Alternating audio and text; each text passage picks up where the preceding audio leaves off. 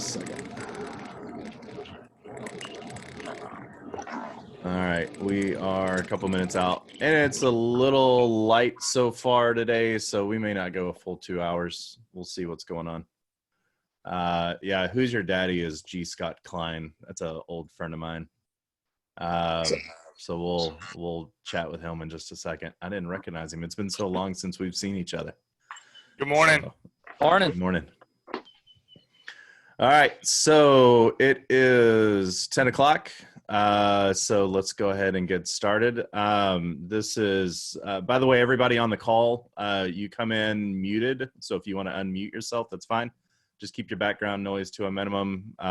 If you can, if things get loud in the background or kids are running around or dogs are barking, just put yourself on mute. So with, only less than 10 folks, we got 8 people or so. We'll probably have some people kind of join us throughout the day.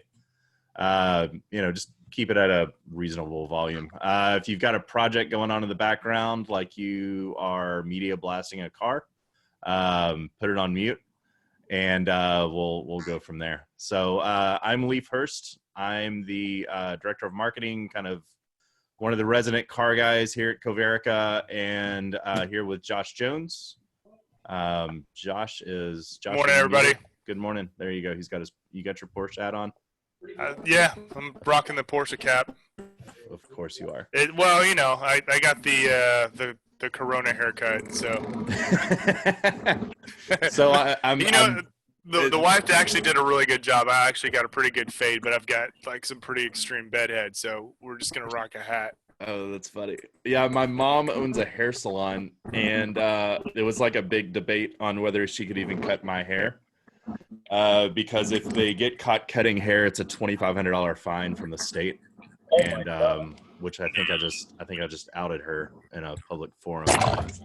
Anyway, but I think there's a caveat in there for family, so she was able to get us taken care of. Snitches get stitches, son. I know, right? My mom's gonna see this and be like, "You threw me under the bus. What the hell?"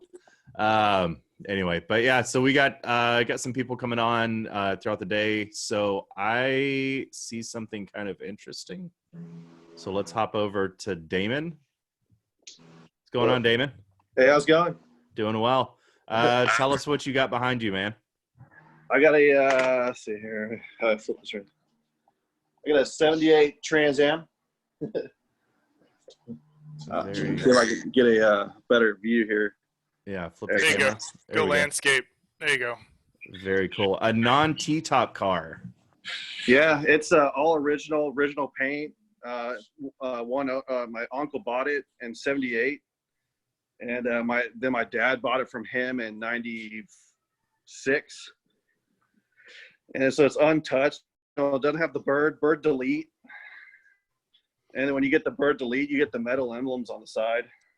That's cool. So, and the interesting story on this, it came without the door painted on the passenger side. Right off the truck, that's really? Quality control right there. It was just in its primer, so they had to get the door painted brand new. Wow. But it's all original, not touched, and yeah. I gotta tell you, I've seen very few non-T-top cars because these cars are notorious for leaking. Yeah. The T-tops, and so it's got really good lines on it as far as that roof goes, though. Yeah, it's a cruiser. They got the 400 cubic inch Pontiac engine in it, and I still got the original spare tire. Checked it. And the original CO2 cartridge that's never been used. Wow. Let me open it up for you. So while you're looking for that, so Damon is a good buddy of mine. We've known each other for a long time. We're neighbors, and I've had a chance to drive around in this car. I can't overemphasize how clean this car is. It's so straight. Every panel, it's such originality. It's like a time capsule. It's awesome. It's a really, really cool car. That's really cool. And it's neat that you've got a car that's like been in the family, because whenever you're buying a car from somebody, it's like you have no idea like what has happened to it or what But I mean, even stuff that's happened to this car, it's kind of cool because it's kind of like family lore, Yeah.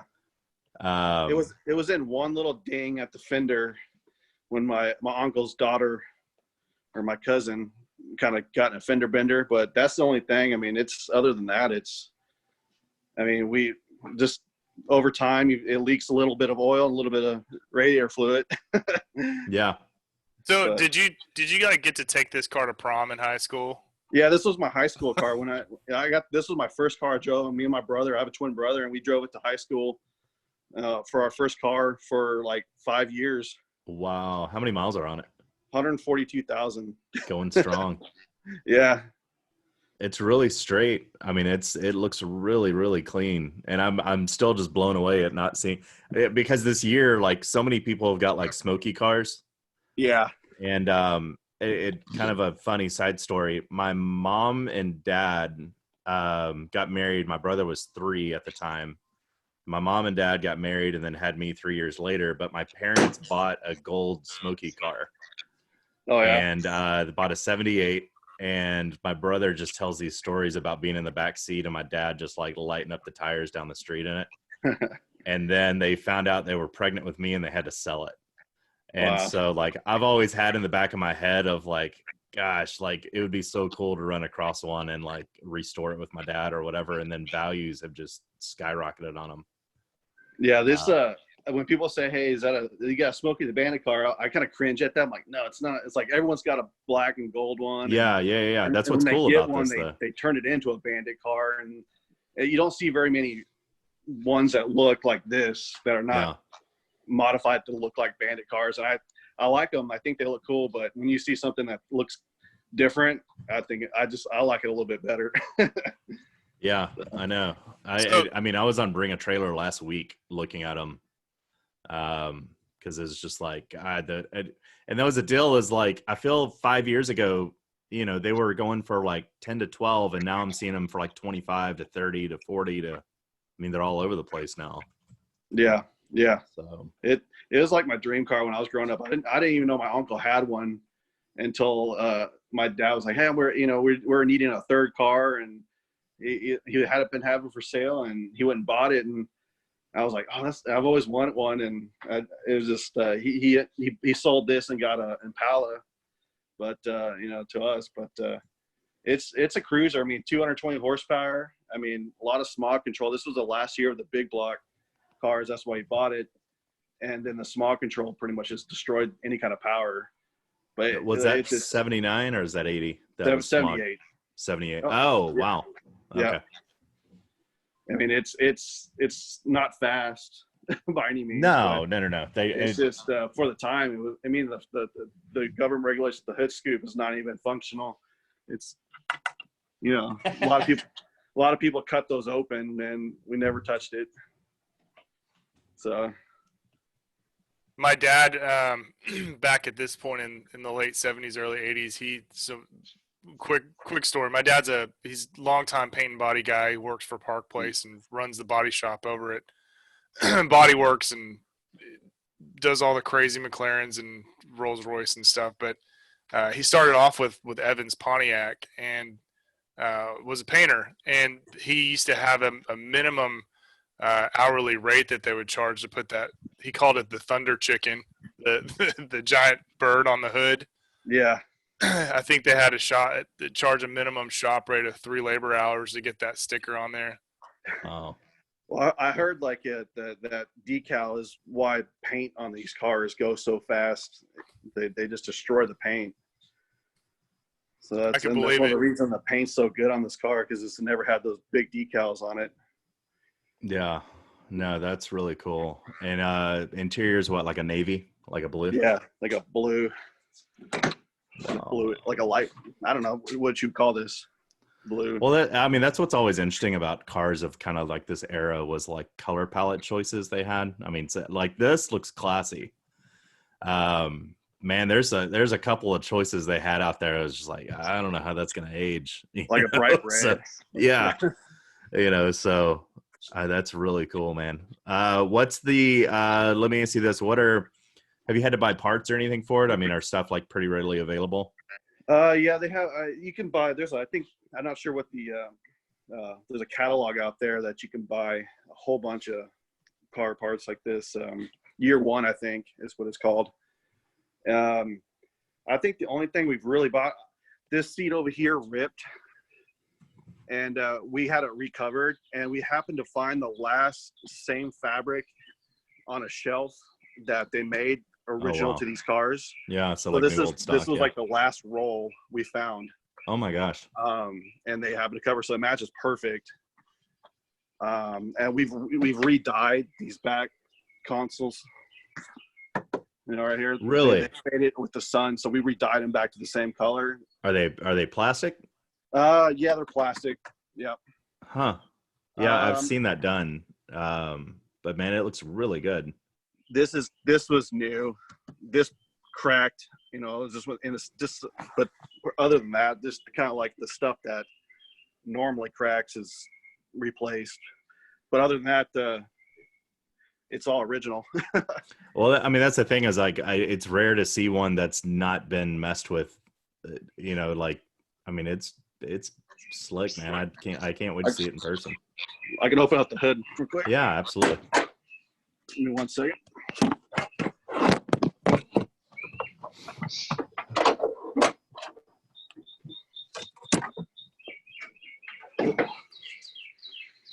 Oh, wow. Pretty clean. Yeah. You can see it. Got the flexible air intake. Yep. So it doesn't have air conditioner. This went out, so we just took the belt off of it, and so it doesn't run with an air conditioner anymore. It's just I think we have to get a whole new system nowadays. Yeah. With the Freon. Yeah. But that's, I mean, cooling stuff. Yeah, that may be something that Chris could. I know Chris has worked on a bunch of. He's retrofitted a couple cars with AC, so it's always been a bit of a challenge. But well, man, I look forward to seeing it in person. Yeah.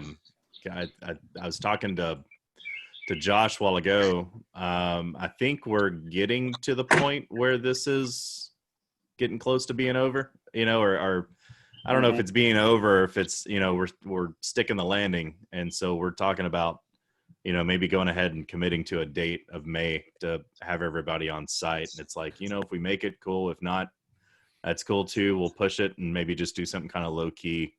Yeah. Maybe not as big as what we've done in the past, people. But yeah, I just miss seeing people. But yeah, you know, it's like, dude, even if we all have to park the cars like two spaces in between them all, you know, but we can do something. So we're actually back in the office effective Monday. You know, just a kind of missed over an intro for us, but so we work for a company called CoVerica. We do insurance for basically pretty much anything, for home, auto, life, umbrella, businesses, Fortune 3000 companies to mom and pop bakeries to car shops to everything in between. And we're all just kind of like a bunch of car guys up here. And so we've been doing some shows and hosting some shows at the place. And we actually kind of did the whole thing as Cars and CoVerica this year. And literally the week of our first event, this pandemic hits. Yeah, March 14th was going to be our first event. And so, I mean, we've got vendors lined up, banners bought, like everything's good to go, merch, everything. And then, you know, COVID-19 happens. So kind of the impetus of doing this online was just to kind of keep faces together and just kind of car stories, and we're all going nuts inside. And so it's like, you know what, let's hop on a Zoom call and, you know, see what we're doing. And so Steven Selzler is a friend of ours that's a car artist, and he'll sit there and kind of paint online, and if he sees a car that kind of catches his eye, he'll actually start painting live. So we always just kind of switch to him and see what he's working on, but he'll come out and do live paintings and stuff at the events we have. And so we're looking forward to the next one.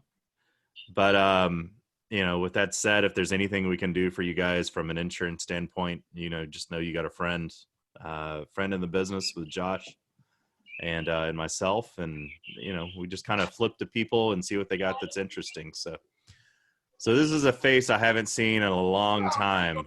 I met this guy back when I had a Mustang Cobra. He ran the SVT club. So this is G. Scott. What's up, Scott Klein? What's up, man? How are you? Doing good. How are you doing? Doing great. It's been a while. It has been a little while. We need to do lunch again. That's right. You getting moved into the new house? Well, the one car garage is finished, but the rest of the house is nothing but boxes. So.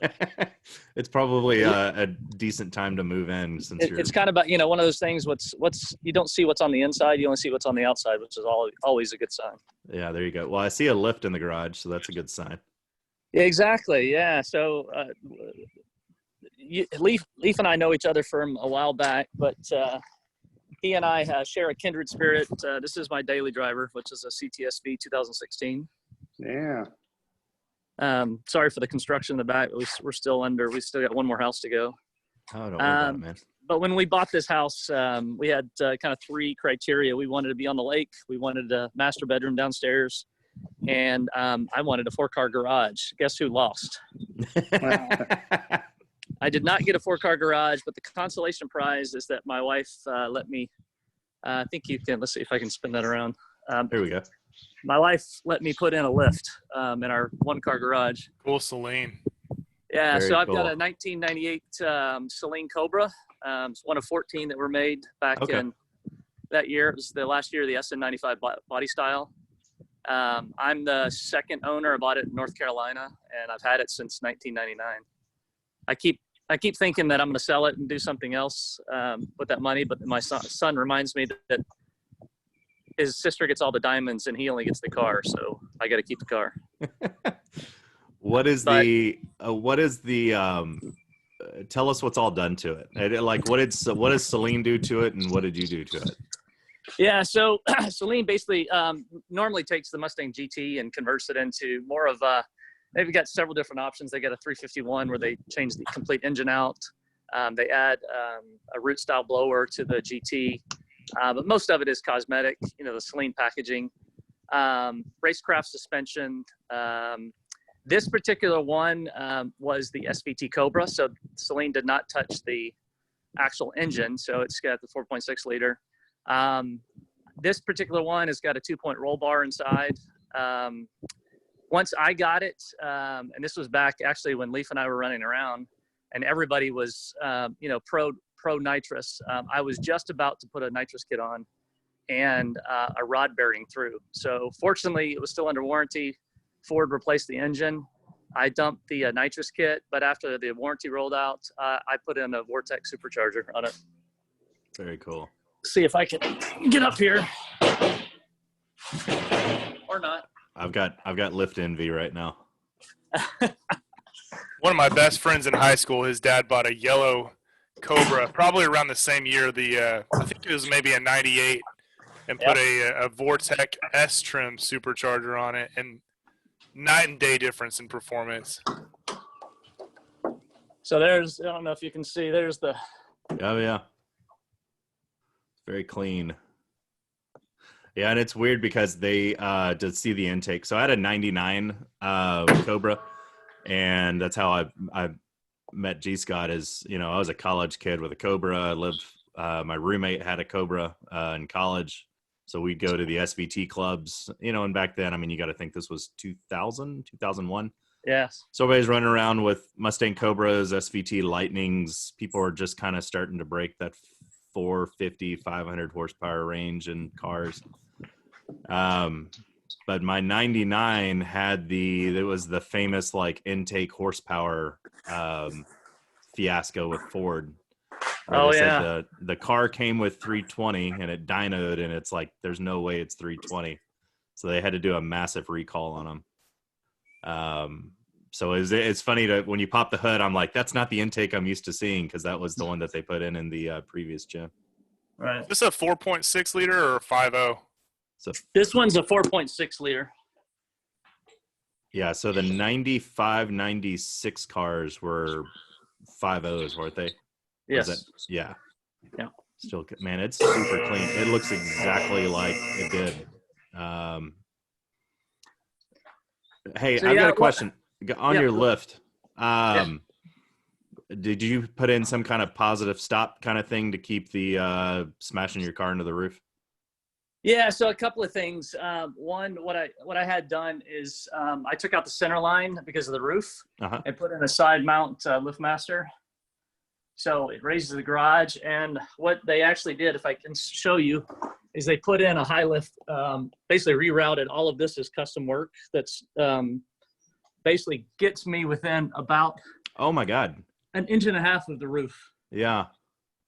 So when it's up, I've marked the spots. So each one of these in here has a locking mechanism that's inside the bin pack. Yeah. So these are locks that are actuated. And so to answer your question, no, it doesn't have a bump stop, but I've marked it so that I know I have to raise it here and then drop it to the first lock.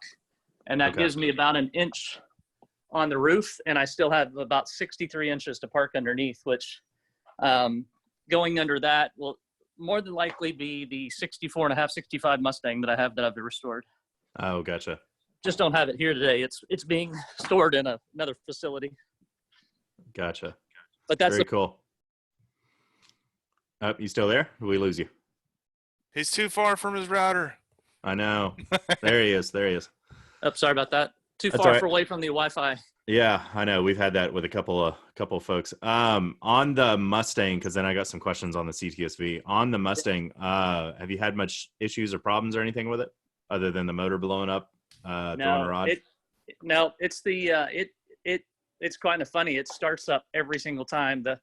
The only problem I have is that the red top Optima is not the same battery it used to be, and that thing, if I don't keep a trickle charge on it, it will die. And I've replaced way too many expensive batteries. I know. I don't know. I mean, Optima, that was always like, as soon as I'd buy a car, I'd go buy an Optima gel cell battery, because it was like, you just don't have to worry about it after that. No.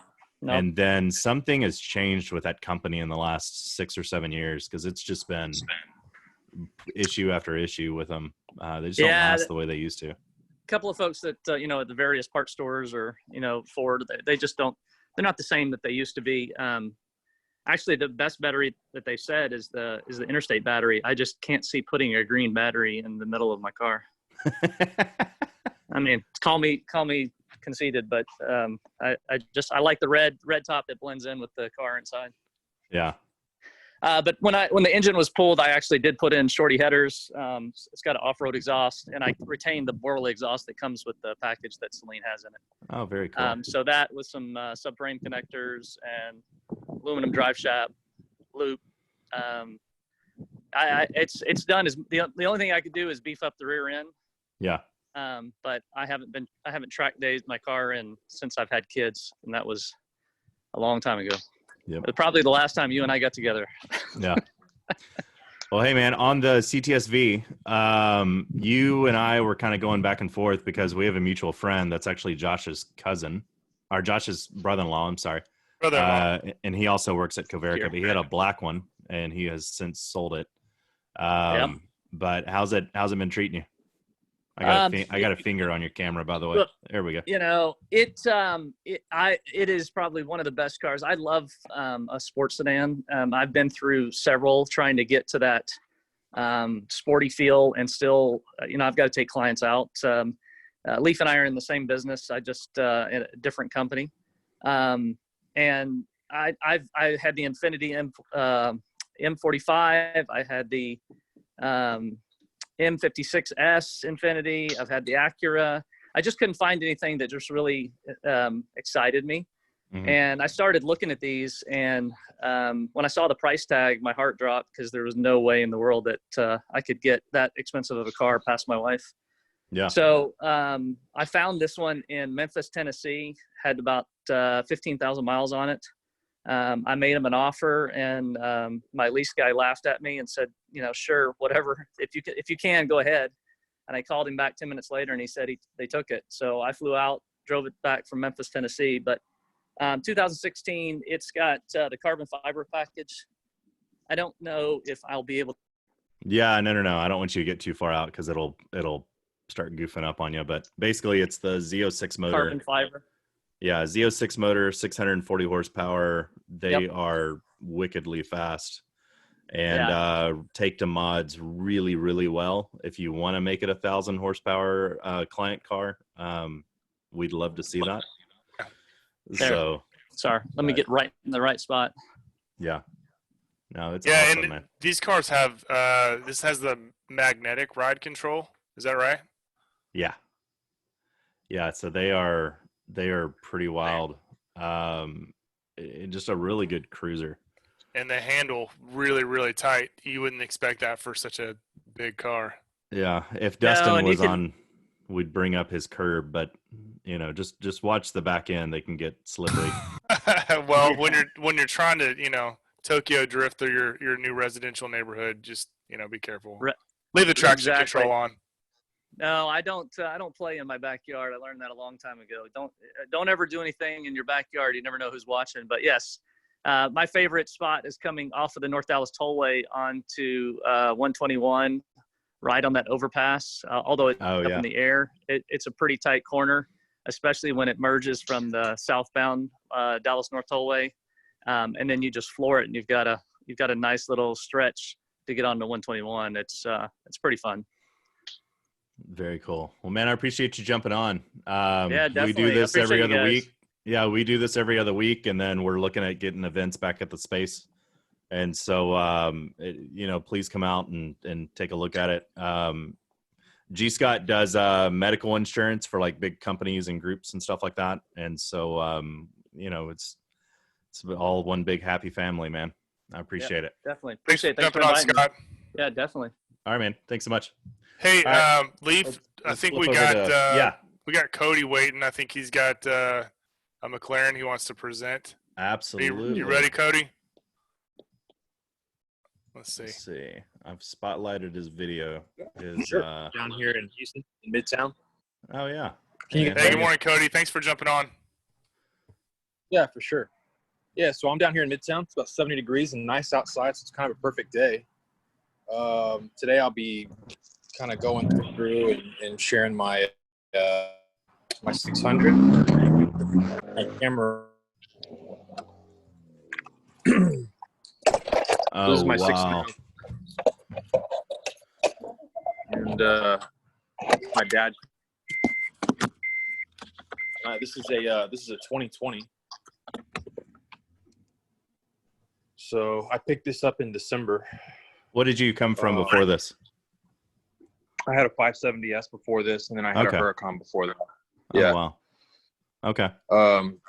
So this one I picked up in December, and I've really enjoyed it. In classic true McLaren fashion, this panel right here is like, and I've gone to the dealership and like the bolt came all the way out. Yeah. And I was like, hey, I've had this car for only a few months and the panel's about to fall off the car. They're like, yeah, we'll take a look at it. So I didn't really think much of it. And then about 2 months later, my air conditioning went out.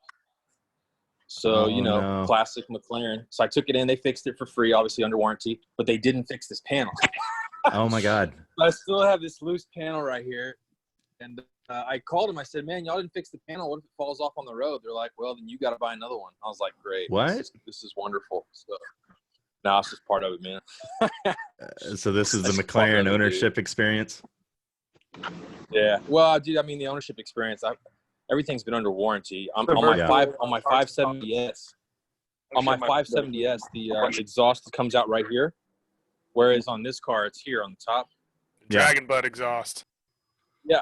Yeah, and so the exhaust came loose and got lodged inside the car. And so what happened was it melted the back bumper off. I mean, you And would. So I went in there. It was Are a you- warranty claim, so they replaced Yeah. the exhaust, they replaced the bumper. But it was really crazy. I mean, are these common that's things? cool. Like, are these things that are happening to a lot of 570S owners or a lot of 600 owners, or is it just kind of like everybody's kind of got their own weird little one-off? I think they're hand-built cars. I think Yeah. everybody's got their own little weird one-off things. The other thing, like on the 570S, is like this piece right here. This is a little plastic piece. Yeah, a little A-trim. Like it straight up fell off my car. I mean, it straight up just fell right off the car. So But it I will sounds say this. like you've had the, some hasn't been you've had some issues, but I bet overall it's a pretty fun badass car to No, play overall it's around with. been wonderful. No, it has been. That's why I bought another one. Yeah. And my warranty experience has been real good. You know, I took it up to the Circuit of the Americas, my 570S, and they told me that where the transmission connects to the engine had a crack, and it started leaking on the track. Oh wow. And McLaren's the only company that if you'll come into the dealership and do a pre-track inspection, they will guarantee that if anything breaks on the track, they'll cover it. So they basically rebuilt my car for nothing. That's I've crazy. had pretty good experience with it. Yeah, because so many manufacturers will be like, "Oh, you track your car?" Like, no, we're not. No, you know. Oh man. I mean, that, So I had a client that's he put together Cinefest, and they actually assembled a team that came over from England to just basically support 17 McLaren Sennas in the paddocks for the entire weekend at COTA, which was pretty cool. We had the same thing. So we had McLaren, well, one from London, but the or you know wherever the little suburb of London that's in South London. Surrey. But, yeah, it's like 45 minutes south. But the Houston, the McLaren Houston came out to COTA, and they serviced the cars and did all that while we were on the track, which was really nice. So it's kind of like having a little pit crew inside the garages to work on your car if there was an issue, checking temperatures. They kind of walked me through. I don't know if you guys are familiar, but on the here in the apps, I've got this Iris cool system. little, yeah. Oh no! I guess if I turn the car on, you won't be able to hear anything I say. Sports car problems. Yeah, sports car problems. But I was gonna. So I've got preloaded tracks, right? If this doesn't turn off, it's going to my call. Dang it! It jumped to my call. Shoot. That's okay. Yeah, that's okay. Well, now let's see here. Hold on. This is really cool. This is one of the coolest things I've ever seen. I can download. Track telemetry. I can download my tracks, right? Manage my tracks. And then I log in as my driver, and then it'll tell me my laps. It'll tell me, and I haven't done it yet on this car, right? But it'll go through, and you can look at previous laps. You know, if you're faster or slower in a specific turn, it'll tell you. It's got cameras, you know, kind of in the car to kind of show you your hand movement on the wheel, and you know, kind of how you're using the paddles and things of that nature. It was really, really fun. And I didn't know the car could do any of that until McLaren Houston came up to the Circuit of the Americas in my 570S. And that was really fun. Cody, does the so it's called the Iris system? Is that correct? Did we Maybe You we know, lost I him. don't even Oh, know. there he is. I don't know the answer to that. Called the Iris system. It doesn't. It probably should say that on here. Let's see. Are there cameras built into the front bumper? Say that again. Are there cameras built into the front of the car that actually record the lap? Yeah. So on my 570, there are cameras at the very front of the car, and then on either side, and then one. Well, this is the convertible, but on the let me switch this around. So right here, like right here at this point in my 570S, there was a camera, but not in this car because it's just glass. Right. So this one doesn't have the one that goes over your shoulder. But something that was kind of nuts balls for me was I had a buddy of mine crash his 570S. Not a buddy. I called my buddy because his car was the same make and model and color as mine. He crashed it at 138 miles an hour on I-10. And the reason I know it was that speed was because they brought it to McLaren, and the tech hooked up the inside here. You've got McLaren gives you like little USBs that come with it, and the USBs go into your little thing here. So here's my USB, and you can pull the data off, but it also has a black box inside the car. So when the car detected the collision, he was going 138 miles an hour. And what was interesting was because he's in a carbon tub, kind of like on this one, if you look in the floorboard and you pop this up, this is literally the carbon tub. You go underneath the car, right? I don't know if you can really see it that well underneath there, but it's the same carbon. It's the same panel, huh? half-inch piece of plastic. Yeah. Yeah, You get this half-inch piece of plastic between you and the road. yeah, you're basically sitting in a big carbon fiber bathtub. That's right. I mean, Giant that's crazy. And then these A-pillars here are steel, and they connect into the monocoque up here. And the reason I know that is because I went and looked at the crash. I don't know if I can throw this up on what we're on here on my iPhone. I pictured this car. I mean, it's thrashed, but the inside, like the front's popped off, and he's got the airbag released. The guy walked away from the wreck. It was really fascinating, and it's really given me a lot of confidence in the safety of these cars. Was that an orange car, by the way? Do you guys? No, it was a space gray. It was different. Kind of like a dark black gray. I want to say that there was a car at McLaren Houston that that was in a rollover. Like a rollover down a hill. That's right. Off a cliff or something. I don't know. Right. Maybe the story was a little embellished, but car as well. Clearly, it was in a rollover. That's exactly right. So Sean, the general manager at the time, he showed me that car, and it was a pretty gnarly crash. Yeah, it definitely proves the structural integrity of the car, because for sure, not a lot of cars would have survived that. But you could definitely tell that the cabin occupants they weren't crushed. I know that much. They probably were hurt, but they weren't crushed. The inside of the car was in great condition. Yeah, I went and looked at the car myself because I'm always nervous. I mean, I got 3 kids. I want to make sure if I'm driving fast that I'm safe. Yeah. So did you guys want to see anything specifically of the car? Or? So what were the major changes that they did from the 570 to the 600? Because they look similar, but it is a different car. So the back of this car is completely different, everything. Yeah.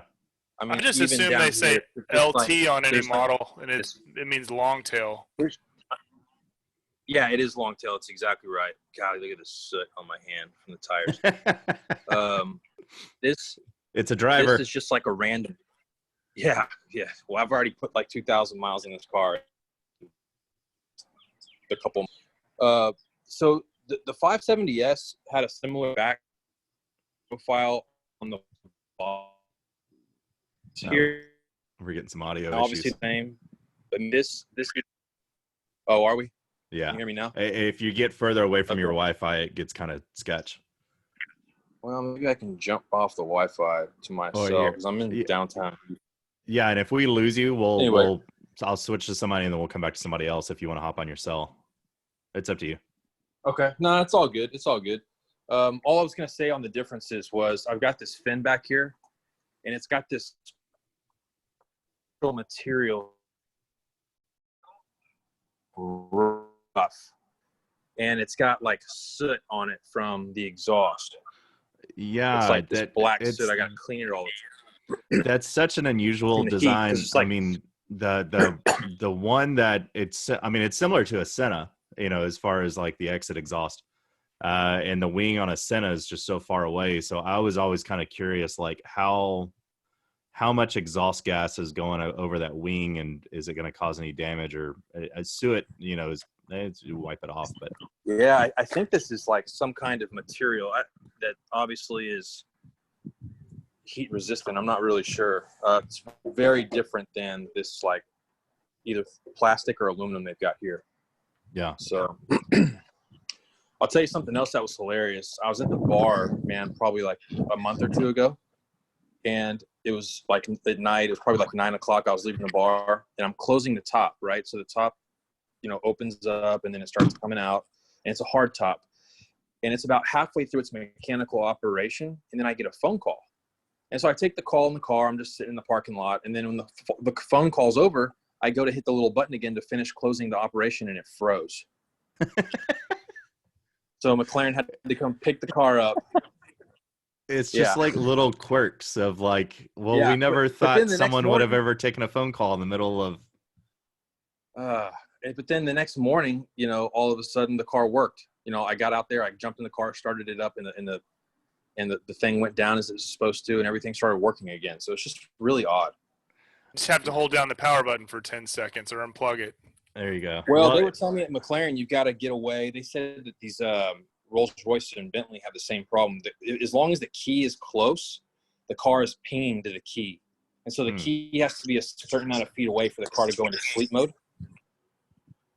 So that's really the. I've heard that too. It's such interesting little electronic gremlins.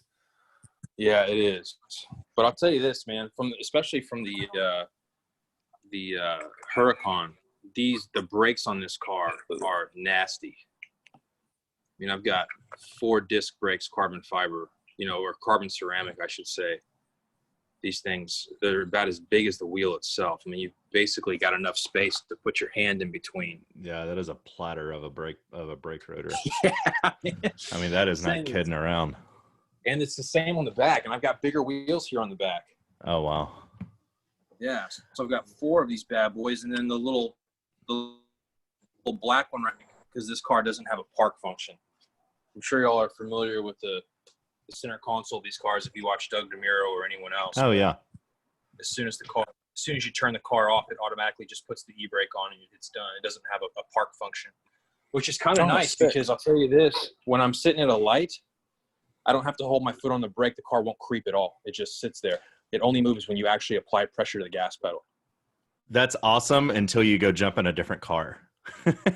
Agreed. Like this one, which is what I take my kids in, just a little 4-cylinder. Yeah, a little IS. Yeah, exactly. Yep, so exactly. That's too funny. What is the? Go ahead, Josh. No. Quick little tidbit on the brakes. I got to meet the people that manufacture those discs are in Liverpool.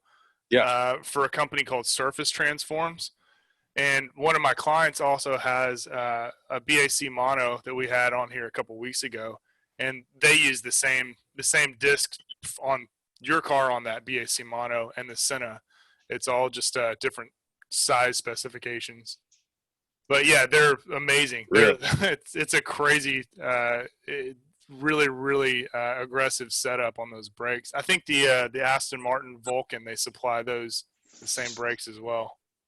Well, I'll tell you this, from coming in hot and heavy, because I live right off the highway here, downtown Houston in Midtown, I've come outside, and after I've parked it, and like I'll be literally maybe 1 or 2 minutes after parking it, and I can come in and touch these, and they're not hot.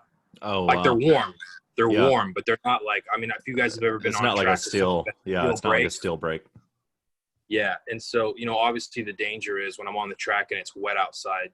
After you come off the track, you have to avoid puddles like a mofo, because if you get water splashing up on them, you'll crack them.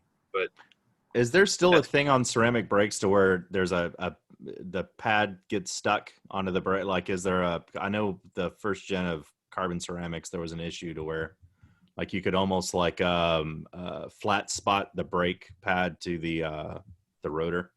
Does anybody ever talk about that anymore? No, I haven't heard about that. If that's going on, I'm unaware of it. Okay.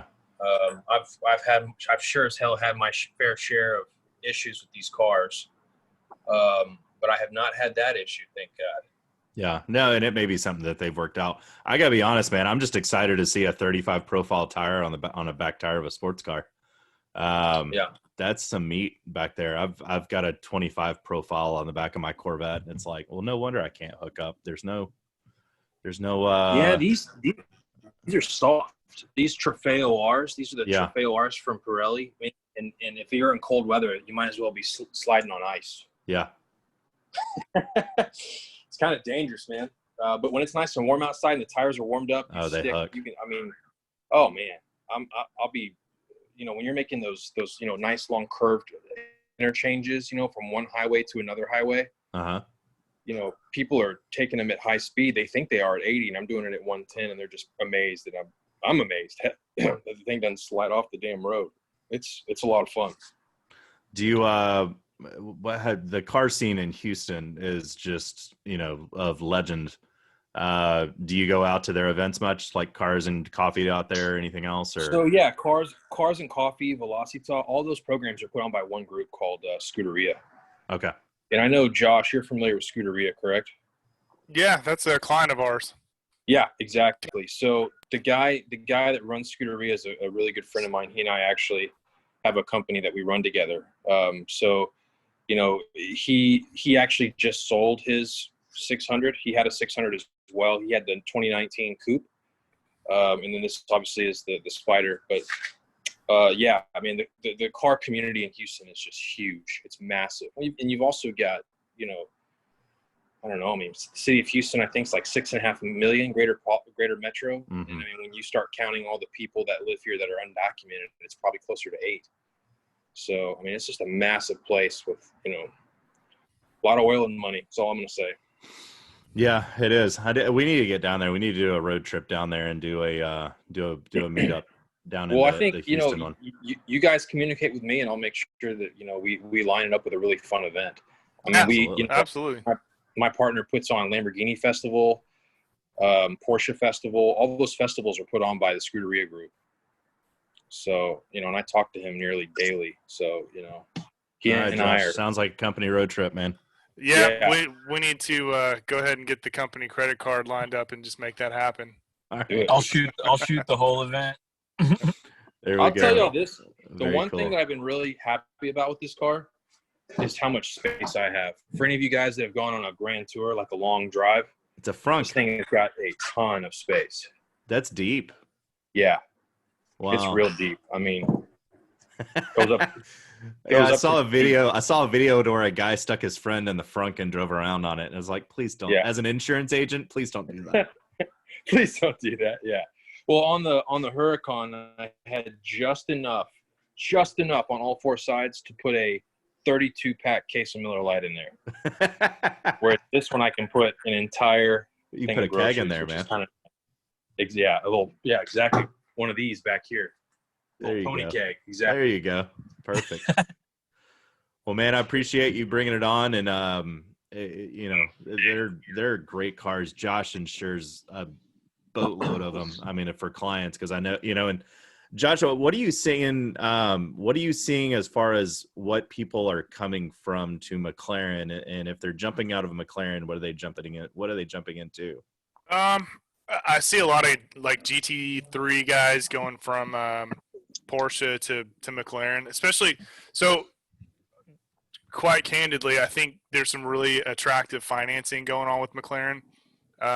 Ally Financial struck up something with McLaren recently on a 3-year, I guess like a closed-in lease that they offer, and it's I think you can even do it paid up front. But I've seen guys go into the 600s and the 720s a lot, and I guess it's an attractive deal because you've got all the warranty is covered. You're not sinking in any depreciation into the McLarens because And they're track friendly, so yeah, well, and the McLarens they're coming out with so many models so frequently that, I mean, let's be honest, they depreciate pretty quickly, like most British cars. So for me personally, that'd be the only way that I'd want to do it. Just get in and out, enjoy it, put your miles on it, and then give it back and get into something else. Well, And and one of the reasons that I switched to Josh was I had a very bad experience, not with my insurance agent, so to speak, but just with my insurance company. And at the time I had a yellow Huracan, and it was being transported from Houston to Denver. And as it was being transported, they damaged it in transport. It was like $110,000 of damage. oh my god. And so basically the transport company filed bankruptcy, and the insurance company for the transport group said, hey, we're not paying this. And so I had to get, what's it called? Subrogation. Subrogation. Yeah. Yeah. And so I couldn't get any. So basically my ability to collect on diminished value was gone. And so my car payment on that my car payment on that Huracan was like $4,200 a month. And I was paying that sucker down. I was paying that bitch off. Yeah. And so whenever it came time for me to go and trade it in, I didn't have any value in it. I thought I was going to have, 60, 70, 80 grand of cash whenever I sold the car. I ended up basically walking away even on it because it took it, it had a Carfax report. Yeah. And so you can really get a bad experience if you buy your car. Yeah. If That I had sucks. leased that, it is an Ally Financial's problem, not mine. Yeah. Yeah. There's some, I know people call Margins. Josh all the time of, hey, how do I need to buy this? What's the best way of doing it? The most heartbreaking thing is we'll see people call in and, they've got a car like this and it's sitting on some generic State Farm paper, not, there's no gap, there's no stated value, there's no anything. And so just not to talk too much about work or business or insurance, because I know that's Yeah, I can tell Nolan's it's about to jump out of his seat here. As soon as it's he puts his super coffee down. sexy to talk about. I, But I had a funny frunk claim story I was going to tell you guys. yeah, let's hear it. Let's hear it when real you quick. And pointed by the way, out, so- Nolan's with Nolan. Tell everybody who you are. Yeah. So, hey guys, I'm Nolan Eberl. I am the Haggerty Territory Manager for North Texas. So I manage all of our relationships, like Josh and Leaf with CoVerica and all the shows and events and branding that we do in Dallas Fort Worth. And I have a history. I was an underwriter with Haggerty first, but one of my favorite claim stories, that I say favorite in kind of a macabre way, but a gentleman had bought a 600 LT and was excited about how much space he had in the front, and decided to take it to a gun show. This wasn't in Texas; it was out of state. We decided to take it to a gun show and ended up buying about 500 pounds of ammunition that he put in the front of the car, not knowing how drastically that would affect the understeer properties of the handling. And lo and behold, put it into a wall on the interstate because he didn't think that 500 pounds of ammunition in the trunk would upset the front axle in the way the car drove. So it actually ended up totaling the car, which I find to be a kind of funny instance. But yeah, we've That's got still plenty covered of under claim insurance, stories though, that- right? Oh, absolutely. It's still covered under collision. He was fine. Car performed, I guess you could say, performed great under the accident. Right. You know, all that ammunition, I think, scattered across the highway, which is kind of funny in of itself. He was okay.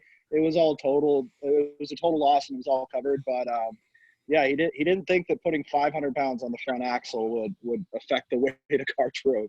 Well, and it's not even the front axle; it's in front of the front axle. You basically made a reverse Porsche. You know, you're gonna shove 500, 600, 700 pounds over the front of the car. It's gonna do some goofy stuff. But Absolutely. So who do we think is the more stubborn manufacturer, Porsche or McLaren at this point? Stubborn as to how? Porsche is going to continue to put an engine in the back of their car, and McLaren is going to they're going to put a fire hazard on the back of your car and a spoiler next to it, and that's just going to be the way that it's going to be. But it's cool. It's super cool. Funny, Especially if if these you look panels at don't fall off. if you look if the at panel stays on. if you look at McLaren's old Can-Am cars, a lot of them had rear deck exhaust exits, the dragon butt, if you will. So it's funny that, you know, they brought it back for the 600 LT and the Senna, but that's been a McLaren trademark on race cars through most of Can-Am. I love the look. I love it. Hold on, can I see that coffee cup real quick? That is awesome. That's great. Everything is awesome. Yeah, I'm ordering one right now. Hey, Leaf, I don't know if you can switch over to Shahab. He was Absolutely. to kind of show us a little bit about his WRX. I don't know if he's still with us or if he's just Let's see, where's hanging out. There we go. Hey, good man. morning. Oh, Hi, good morning. Hold on, I'm spotlighting it now. There we go. Hey, how are you? All right. I'm good. How are you? Doing well. Enjoying Great. enjoying the apocalypse, as I always say. That's right. Well, thanks to Igor, my friend. He invited me to this group, actually. I'm from Louisville, Kentucky, very far away from Texas. Oh, But, gosh, don't worry about it. Yeah, my friend is in Texas, so he invited me to be in this group. And I had to change my spot. I'm not my brother Thanks anymore. for joining us. Yeah, you're welcome. Okay, let me switch the camera. Here's my WRX. Yeah. Oh, there we go. 2018 WRX. I got it last year. It was the last 2018, like brand new 2018 Very cool. in the US. I found it in Atlanta, so I just. Oh, geez, in Atlanta. So, have you met the actual baby driver yet? No, unfortunately, no. I didn't get. How many times have you watched that movie? A couple times, I would say. Okay. I watched that clip, the beginning when they're like robbing the bank and they do that drive. That's I Need a love that killer part, yeah. playlist. That's right. Oh yeah, that's in my playlist too. That's too funny. So Um, these cars have always been interesting to me. I grew up in Colorado, and WRXs and STIs in Colorado are about as prevalent as Camaros and Corvettes in the South. So when I That's get right. to see one down here in the South, I love them. They're much better cared for down here. I'll tell you that. People don't bash them through the snow all winter, and just the amount of power you Right. can make out of that boxer motor without a whole lot of investment, with a little bit of help from Cobb is a lot of fun for a really intelligent all-wheel drive platform that has some True. crazy torque vectoring that was way ahead of its time. I think they're fantastic cars. Yeah. Absolutely. I just love this car. I love it. So it makes like stock 270 horsepower, 268 they claim stock, but have a stage 1 tune on it from Cobb with air intake. So that's about 300 horsepower, 270 to the wheels from the dynos that are out there. I haven't dynoed my car yet, but intake being the only performance mod I've done to the car. I have a catback exhaust too. I plan on doing a downpipe as well. That's going to give me about 15 more horsepower, hopefully. Well, and that'll give you just that iconic rally Subaru sound that Yeah, I love that. no boxer other car exhaust. sounds like that. They No go other with the car mud sounds flat like too. that. Are those Oh, yeah. rally armor? They are. Yeah, that's the right brand to buy. Those are awesome. I had a set of those on a Mini Cooper and a couple other off-road style cars that I put together over the years. Those are awesome. These That's cars right, they're really the are a best. ton of fun to drive. They are. They're really fun. Like just the all-wheel drive system is absolutely amazing. Yeah, Yeah. they're Um, and the thing is what's so I came from Audis. I had a Audi S4, I had an A4, had an S4 with a stage 3 kit on it, and so there's just something insanely cool about turbo all-wheel drive cars. Being able to do 4,000 RPM clutch drops, and it just it's like the first time at the track in that car, I think I cut like a 1/460 foot, like not even knowing what I was doing. And everybody else there in like a Mustang and a Camaro were like 1.8 to 2.2s, at best. And so they're always fun cars to me. Like it's stoplight to stoplight. You can't get much better than a turbo all-wheel drive car. Oh yeah, for sure. Absolutely. Just So, after you hit that 3,000 RPM, just the turbo spool up and you're just moving very fast. So my car came with the performance package. It comes with like the Recaro seats. The seats are awesome. those are cool. Yeah. It's God, awesome. look at the bolstering on that. That's awesome. Yeah, I really like that. And came with the SDI short throw shifter, which Nice. is slightly different from the stock. Yeah, that's cool.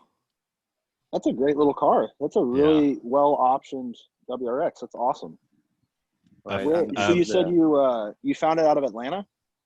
Yes, I found in Atlanta. It was a 2018. It was just sitting on the lot. It had like I think $8,000, $6,000 off of it. Negotiated again and then brought it down a little bit because they just want to get rid of it. It was like May. It was around this time last year. Actually, May 7th. That's the exact date. So I was like, yeah, I mean, I want this car and I'll just come down and buy it. So the dealership told me that a guy actually optioned this out because it has like a lot of optional stuff added to it. So the price of it was like a little bit actually above the limited trim, which is one above premium. This one is premium, so there's a base premium and limited. So the price was a little bit like higher than the limited. So nobody was buying. Yeah. That was the main reason they sold it. So they like added like compass with home link mirror and this like thing raise up, so you can like Oh, that's cool. have a more comfortable like armrest. An armrest on a manual car. That's you don't see That's that. a very Subaru option right there. Hey Shahab, have you seen this one? The S209. S209, I've seen them. Oh, I love them. First Yeah. time Yes. in You guys see Chicago my Auto screen Show. here? We insure Yeah. one, don't we? Yeah, Yeah, we just Josh. insured one with Haggerty. Josh, we just got one. Yeah. I didn't actually know anything about it until Josh had sent it over to me. It's Okay, a really fantastic build. So here's the really cool little magic button here. You see this? Oh yeah. Intercooler spray. I don't know how Intercooler it works, spray. but it sounds cool. No, that's So- super cool. Josh obviously yeah. wasn't a turbo hot boy when all of us were, but I had a modification. I had a 2006 Mini Cooper that was supercharged, and one of the modifications people would do is they put windshield washer sprayers on the intercooler and run it to the windshield washer lever. Oh yeah. That's an old JDM hot boy trick. Yep, I love seeing that they kept it in this. Who needs windshield wiper fluid? I'll tell you something that a lot of people do in the Corvette community is they double the windshield wiper fluid for methanol. Oh, there you go. And the amazing. issue with that is methanol is corrosive. Oh. And so what you end up having to never mind that. It makes the car faster. Yeah, what you end up having to do is you end up having to replace your tank and your ethanol motor, or else it's going to catch fire. And so you hear these stories and you're like, I'll go with E85 instead. I'll go with flex fuel. But Shahab, what's so cool about just to kind of let you know what I bumped into with the Audi community is, I had the S4. The S4 was like the top you could get. This was the early 2000 model. And then in Europe, they had the RS4. And so much like your card where you've got the STI and then there's the S209, what's really cool about that is now there is off-the-shelf parts from the Subaru dealer for you to grab and add to your STI, and a lot of times will not cause any issues with warranty. That's right. And so you can keep an eye on that with I'm sure there's intercooler there's probably already a write-up already of someone that has put the intercooler mister on your car. So very cool WRX. Dig it. Yeah. Thank you. Awesome. Yeah. So S209 basically puts like two sprayers. It's either over here or down here. I can't remember. And you just like press that and it just basically sprays your intercooler. It's a different, like kind of different style than a regular WRX. Like it has a bigger intercooler and your intake manifold is kind of different. It's like red and kind of exposed as opposed to this one that's covered. But yeah, it's a same platform. Bigger engine. STA has 2.5 liter as opposed to this one is 2 liter. I mean, you get a better gas mileage on this. It's my daily, so I want a better gas mileage. No, this is an awesome daily. And STIs are known to have ringland problem. So that was another thing. I was like, if I want to mod it and potentially like if it they cancel the warranty, I want to be kind of in the safe side. I'm not planning on doing anything crazy, and people like push 400 horsepower easily. That's like very easy. Change intercooler, you can do front mount intercooler, TGV and EGR delete, obviously intake, charge pipe, and all that, and you're pushing 400 horsepower with the Pro 2. But I'm not planning on going there because I'm trying to like stay safe. That's a fun daily car, though. I mean, come on. It is. And it's funny. I mean, great. just, somebody that is in a sports car, and whenever one of these things pulls up next to me, I'm like, all right, this is either 300 or 400 horsepower or it's 800. Like it's one of those cars where you just don't know what it's going to be until, they jump on it. No, exactly. Yeah, and everybody tries to race you. It's so weird. I noticed it. When you drive through the city, like any car, like it could be Mercedes-Benz, it could be Miatas, just any Ford car trucks, pulls up next to you, rev it, or trucks, and just try to race you. A cool thing about these for the Dallas community on here, Cobb, who he had mentioned has tuned his car. Cobb's based here in Dallas. Yeah, I think that's why I run across so many of them. I see so many of them out there. It's funny. I bought a set of Miata wheels from one of their employees there, and I met him at the facility. Yeah, Cobb's here, and you can get a lot of like aftermarket support in town in Dallas from them. That's and I know awesome. there's a couple shops around here that have built some crazy Subarus. I have a friend that I actually grew up with in Colorado who lives here by me, and he's got about 550 to the wheels in a very similar, it's blue, but otherwise it's very similar to your car. And Wow. he's of course constantly fighting heat soak and, you Yeah. know, head problems, True. but it's I a fun know. little beast. Right. They say for that much of a horsepower, you have to change the block to IAG stage either 1 or 2. Depends on Yeah. how much horsepower you want to put out. IAG makes a great blocks for these cars. I keep telling him to just leave it and buy something else to put up to 1,000 horsepower, but he does not listen to me. He's determined. Make this one to horsepower. Well, He's it's funny determined. that the experience I had with Cobb is they were the only all-wheel drive dyno around. Yeah. Oh, wow. And so, you know, we'd go have like a North. There was a group I was in called North Texas Audi Group, and we'd go have dyno days up there, and like all these STI owners were like, "What the hell is?" Trey like, Cobb used to actually go to a couple of those. I heard Who's him that? show up. I heard Trey Cobb actually showed up to a couple of those. Oh yeah. He used to Yeah. bring his what did he have? 911 Turbo S, I think, the all-wheel drive one. Yeah, some of the Porsche guys would show up, and because that was the thing, is it was like that was the only dyno shop in town that could like accommodate us. He revolutionized the whole all-wheel drive tuning situation here in the States. Yeah. I mean, those guys were That's amazing. pioneers, and a lot of because are they doing anything with the Ford RS, the Focus RS? They are. Oh, They're doing yeah. something with Ford. Yeah, if you go to the website, they do have mods for Ford. I've seen. They do. Cosworth is making a bunch of parts too. Wow, They do quite a bit of BMW stuff too. that's wild. Very interesting. Hey guys, I love thank you Cobb. for having me today. And Shahab, it was so nice to hear from you after not seeing you for like almost a year or whenever I was last in town. But I have to go now. We completed the transaction and we're about to start heading back to Dallas. So Thanks, All right, Igor. man. Thanks for jumping on. yeah, Thanks Hey, again and for. I want to see that listen Jaguar. to everyone. And I'll so yeah, the Jaguar is on the truck. It'll be delivered. It's coming from Florida. So whenever it comes back, I'll let him get it all nice and cleaned up. And then next time we do this thing, I'll have him show you guys. We All right. expect it. Yeah, Sounds good. absolutely. Have a good day, guys. Enjoy, everyone. Hey, cheers, man. No problem. Thanks, at all. Shahab, for showing your WRX. Yeah, absolutely. man. I love Cobb. Cobb is the best. I mean, it's just their It's a great design, car. everything is so clean. This intake box it just whoever I show it, I'm like, wow, that's like so clean. It looks And of stock. course Yeah. and their access port is also very great. I mean, the amount of information it shows you Oh yeah. is incredible. I just like permanently mounted it here. Some people just tune the car and put it in the glove box, but I mean, I like to see the numbers and stuff. If you get engine knock, your dam drop, you know, to take it kind of slow. And then you can change your launch control RPM. What else? Flat foot shifting RPM, which Wow. I've never done. I'm scared to do.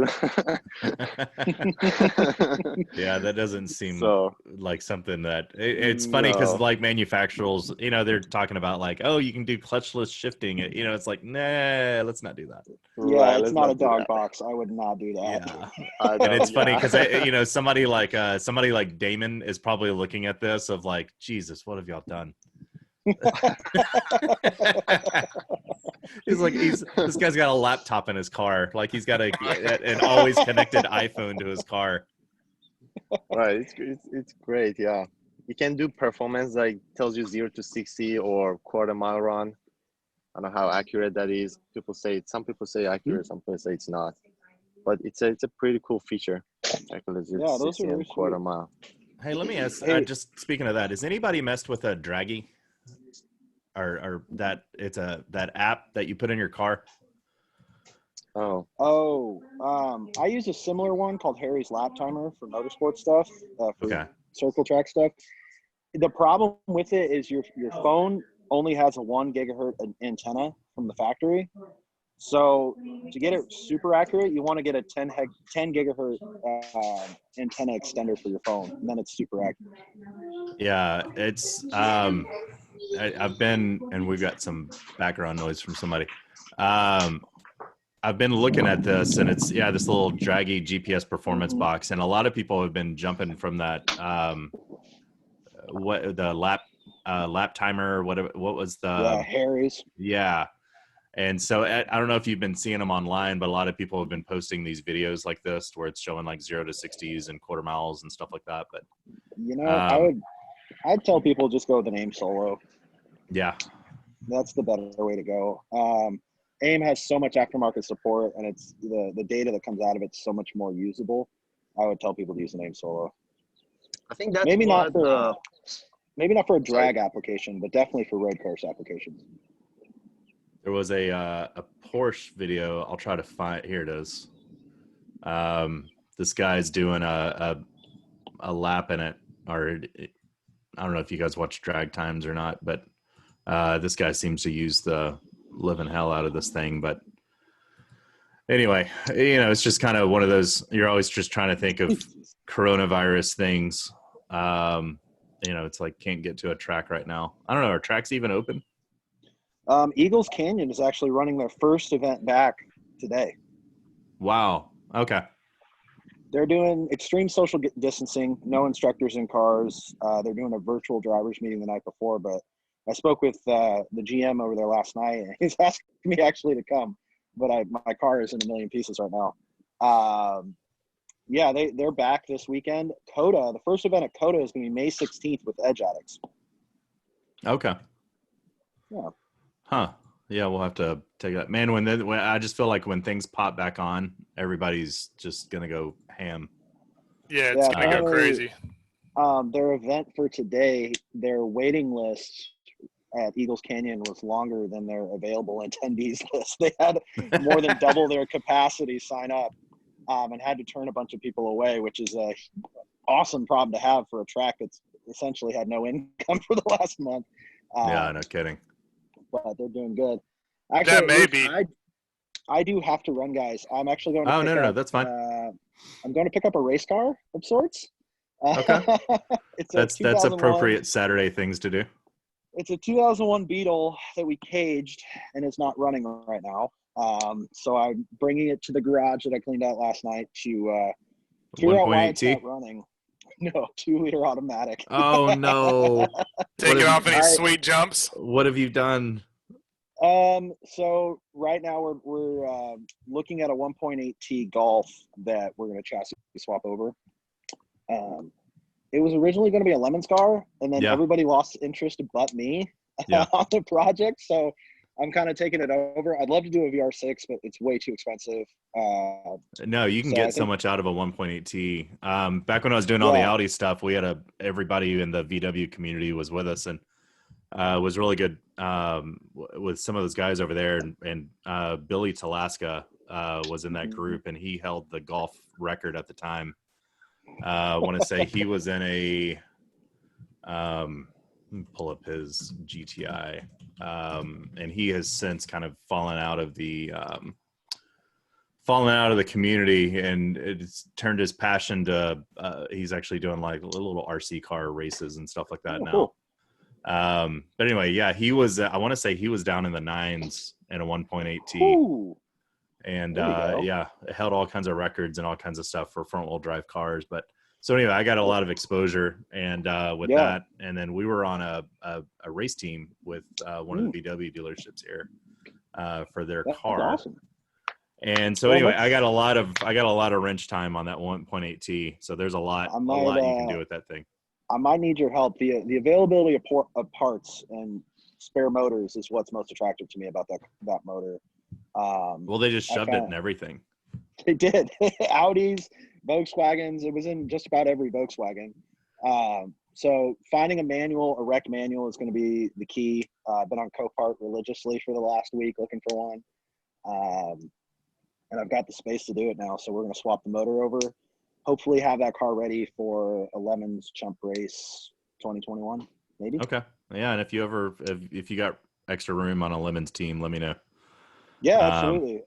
We have spare suits and everything too, so I'll definitely let you know.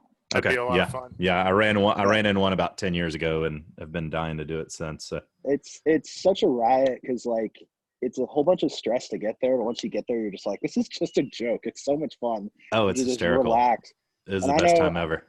I know professional drivers and SCCA national champions who will still tell me like Lemons is their favorite event of the year because it's just so much less stress than competing in a regular car. So Oh yeah. I'll definitely shout out and let you guys know if we have seats when we get to that point. Sweet. All right, man. Thanks Absolutely. for jumping on with us today, Nolan.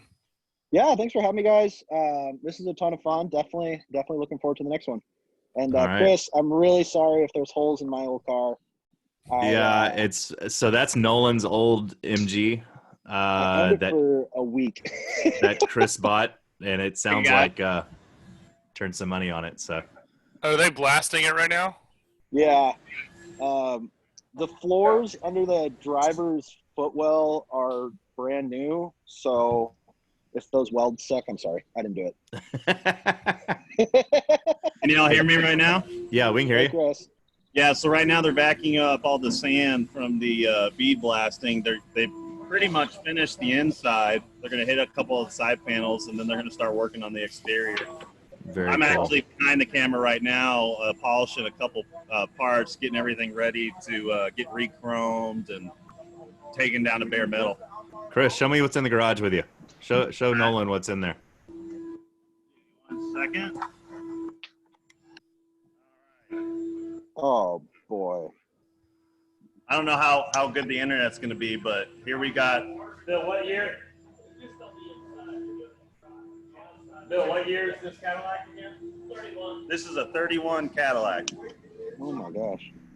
And Bill is getting the carburetor rebuilt and repaired, and then he's going to be buffing and polishing it. I love the rumble seat. Can you imagine sitting back there? Dude, that's like such a fun. Gatsby move. Like that's I mean, that's some Archduke Ferdinand. So do you think in the mid 30s that kids were fighting over shotgun or rumble seat? Rumble seat, I'm sure. The kids were in the rumble seat, so they didn't have to listen to him.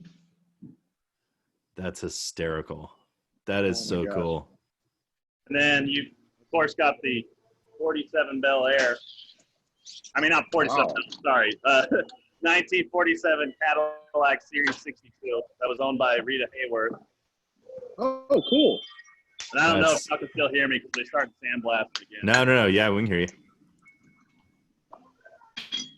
That's cool. That's so cool.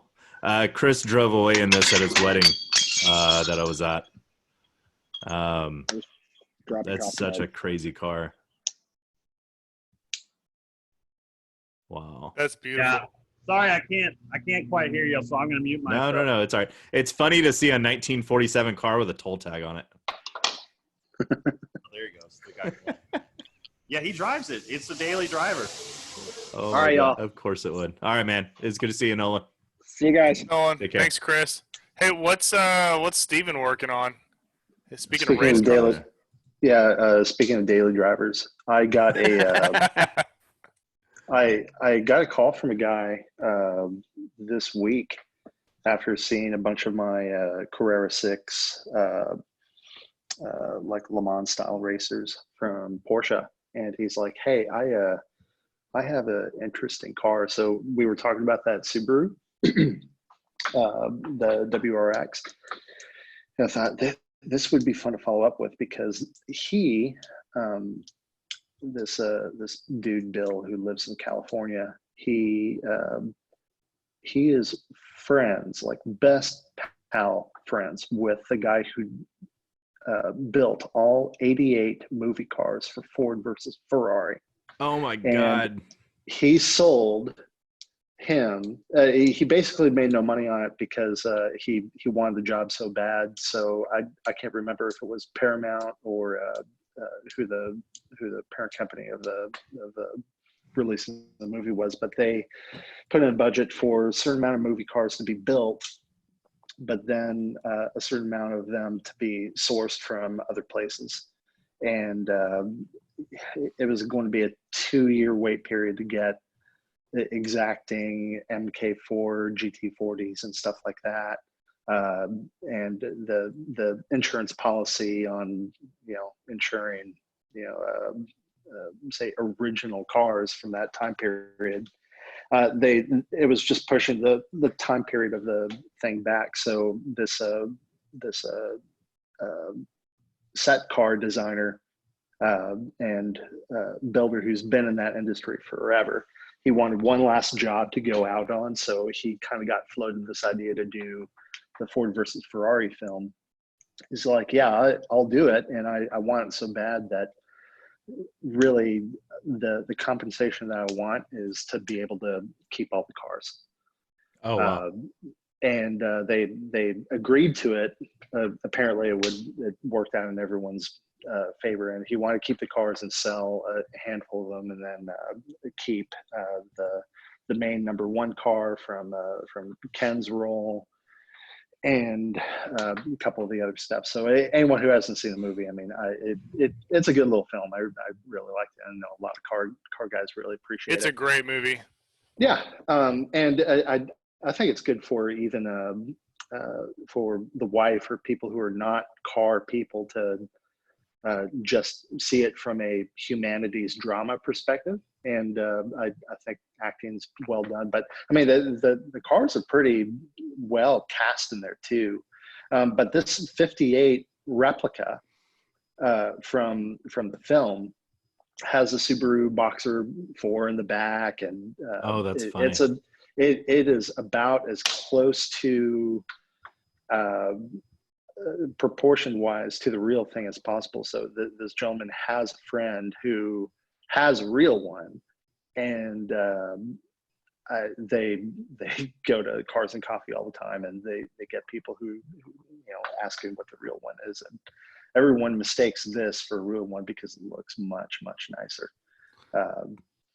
But anyway, he bought it off the gentleman who built it, and he uses it as a daily to get to his the shop. Awesome. That's So awesome. he's in photography and does photographic retouching for fashion and commercial products and things like that. Those artists can be quirky. They sure can. That's hysterical. But yeah, he saw what I was doing with another gentleman's 906 and said, "Man, I really want you to do it for mine." So I'm just in the prototyping phase right now, getting that ready. But man, I think I did a 906 maybe a couple weeks ago, and since then it's just blown up with the amount of people who are on Instagram who come across 906s and they're like, "Hey, there's an artist rendition of whatever 906 related," and they've just been reaching out to me. So I've been nothing but busy with 906 material. It's been a really funny season for me. It really interesting. Just as a side note, so I was up late quoting a portfolio on maybe Wednesday, or I don't know what day it was, but Steven was doing a live stream, and he was actually doing that car that we just were showing, just kind of a live rendering or whatever term you want to call it. But it was really cool watching him apply all the layers, and he just kind of did it live, and kind of DJ'd some music, and it was just super cool. So I recommend anybody, if you're not following Steven on Instagram, do it. If you see something live, come on there, click it. It's gonna blow your mind just kind of watching the process. It's pretty fun. It is fun to watch, and I've got my, just like what you're seeing right now, I've got my phone suspended, kind of jury rigged above my little tablet thing, and I could read what people are asking about it. And usually it's questions about what the setup is all about, or if I can do their car, or have you ever done X car? And it just ends up being collaborative and just kind of people hanging out. But I've been doing it late at night, so after the kid goes to bed, and I know I get the wife calmed down, and the dog's not bugging me for a walk, and then I just kind of use it as my wind down time, and it's fun. Very cool. So anyway, yeah, I took a few screenshots from our time spent with first gentleman's CTSV, and I think the other gentleman's Subaru. So I think once I have some time today, I think that'd be fun to kind of do some renditions. I got a few good shots, but Whenever neat people with neat cars come around, I like to honor that. Very cool. Yeah, I wish we could get that Cadillac pulled out of the garage. It'd be interesting to see you kind of do something of that vintage. Yeah, 30s pre-war stuff, especially. I mean, it's really fun to do. But I mean, I'm in a 60s and 70s kick right now. And I can tell. Yeah, we've noticed. It's been awesome to watch. Yeah. So nothing like it. Steven actually did a piece for a client that we insured down in Austin, and this is kind of an interesting segue too. So I sent Steven a photo of this car, and just within Performante, just within a matter of a couple of days, he knocked this out, and I think he's gonna print out a large poster and send it. I mean, this is a one of one creation to the client of his car. So that's pretty neat. Like what he said is a really cool way to commemorate his car, and super cool car. Nice client. Yeah. Even when these cars, I know some guys will enjoy them for a few years on lease and then offload them. I know they're not in your life forever, but I mean, just the memory of think of like when you were a kid and you're like, one day I'm going to have a Lambo, or one day I'm going to get in a McLaren or whatever. I mean, that time of your life and being able to kind of create a little memento of memory. I love it when I get stuff like that, especially like right before an offload or a sale happens. Yeah, because they're gonna hang on to that forever. Is like for sure. Because there's a thing of, gosh, I've always wanted that car. You get the car, and then you find out. Like I think of like the 5th owner on my Corvette, and it's like I think it went through 3 owners in 2 years because it was just like people have got to scratch that itch, and then they find out just how impractical it is. And then a car, something like a Lambo, to where or like that guy's McLaren, Cody's McLaren we saw earlier, to where it's. I mean, there's times where it's just like I've got so much money tied up in the car, and I need to go start this business or buy a house or whatever. So, God, look at the detail on the tire. I love that. Isn't that such a cool detail? Yeah. That's so cool. Is there such thing as an impractical car, really? I know, right? Yeah, they're just transportation devices. That's all they are. It's a washing machine. It's a washing machine. We should all be driving Toyota Camrys. So, Steven, I got this same client actually purchased another toy this week, and it unfortunately it only goes 88 miles an hour. There's a guy in the neighborhood next to ours that has one, and I see it. I see this car. I mean, he drives it a lot. Like I see it at least once or twice a week. Do you guys know the kind of some of the background on DeLorean? They were only around for about 4 years. They were built in Northern Ireland, and interesting history. They kind of had some turbulent finances as the company kind of crumbled. But I think somebody and I'm going to mispronounce this, at Humble, Texas. Yeah.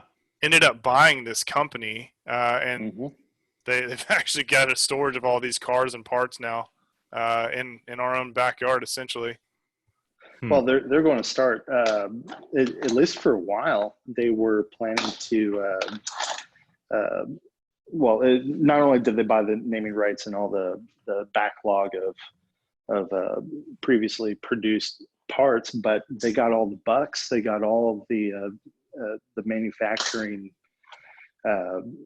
tools originally from the 80s and some recreations from the 90s, to where they were going to, and I don't know where it is right now in the process, but start manufacturing brand new, like 2020 model year DeLoreans, and it would be allowed by the Department of Transportation because it's a factory recreation technically.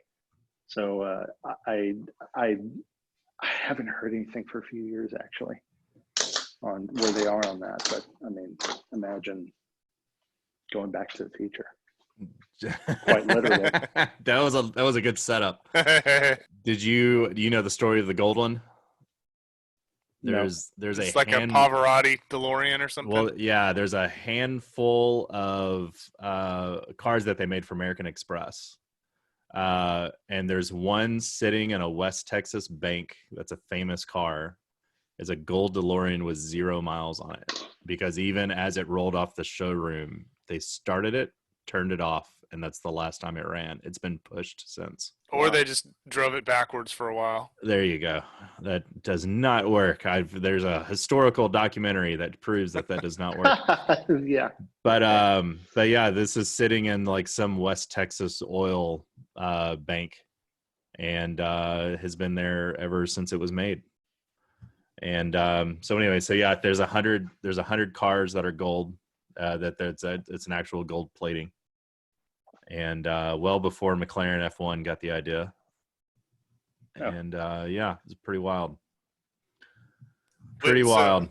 So, did you answer the question to yourself there? Would you own a gold-plated DeLorean? No. I'll answer that quickly. I'd own a stainless steel one. I think they're cool. They're slow as all get out, but they are. It's just a piece of history that's like. And the thing is, I mean, there's somebody that the whole world was going right and he went left, which that's always kind of a sign of interesting people. And it was just kind of like, you know what, I'm gonna make my own car company. It's like it's not a thing of, hey, I'm gonna be Callaway and customize cars, or I'm gonna, it's like, no, I'm gonna start this from scratch. I mean, yeah, he was the Elon of the '80s. Yeah, he was the Elon of the '80s. It just happened to be in a terrible time to make a car because of all the smog restrictions and everything else that you had to make a car. But Josh, I was gonna there you go. Michelle Yancey sent this to me the other day. So Michelle with Premiere, she was with us last week.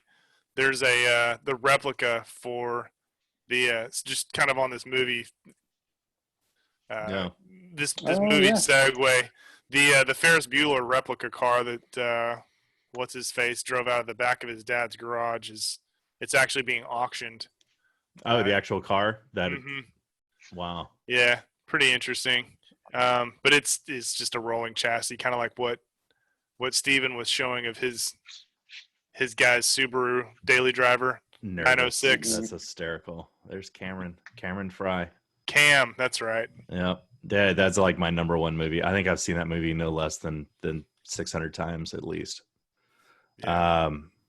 Josh, I was going to pull this up to real fast and just kind of get your thoughts on it because I know you're a Porsche guy. Yes.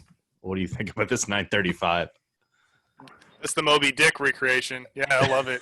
That's awesome. That's what they called that car. Yeah, the 935. Oh, the old one? Yeah, that's the 935 recreation.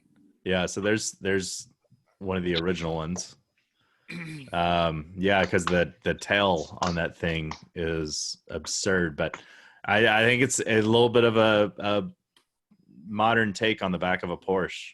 It's extremely lightweight. So that door is basically just a paper thin piece of carbon fiber with a door strap attached on the inside. Wow. And it's a rolling chassis with an integrated roll cage and a motor and some aerodynamics. It's extremely lightweight. I think this one shares the same engine as the turbo, the 911 turbo, or the GT2 RS. I'm sorry, but a completely different engine or suspension setup. Pretty cool. They've got the like the one piece, like the aerodynamic wheels with like the knockoff center hub. It's a full on race car. Yeah, and those are turbofan wheels that are actually functional. I don't know if you'd like. So Porsche developed these wheels, and I'm sure somebody that's a Porsche historian will chime in at some point or watch this video later and correct me. But these actually do function as air intakes to cool the brakes down. It's not just a thing of like, oh, hey, they look kind of cool. Like they actually do push a volume of air into the brakes to keep things quite a bit cooler. So it's just, modern cars will have more of a brake ducting on the front of the car, or, some kind of NACA duct or something to pull air into the rotor, to where this is actually, using kind of both methods. It's actually pulling air through kind of a centrifugal force creates a vacuum into the wheel. So pretty wild. Probably one of those cars we'll never see unless we go to an event at COTA or something. But yeah. So I don't know if you guys are watch Fastest Car or not, but the guy that Manny Koshman or Koshman, however you say it, he's a big collector. He was on Fastest Cars on Netflix, but he raced a McLaren, maybe a 600 LT or something of that magnitude. Maybe it was an MP car. I don't remember, but that was the supercar that they were racing against. Anyhow, he's got one of these cars. He's got a pretty extensive collection. He's got the Bugatti, the Veyron, which is it's some special edition. It's got like a brown colored transparent carbon fiber body on it, but he just got one of these cars. He's got a pretty good little YouTube video of it. Him, taking delivery of the car and trying to crawl in and out of the car. Yeah, that's him.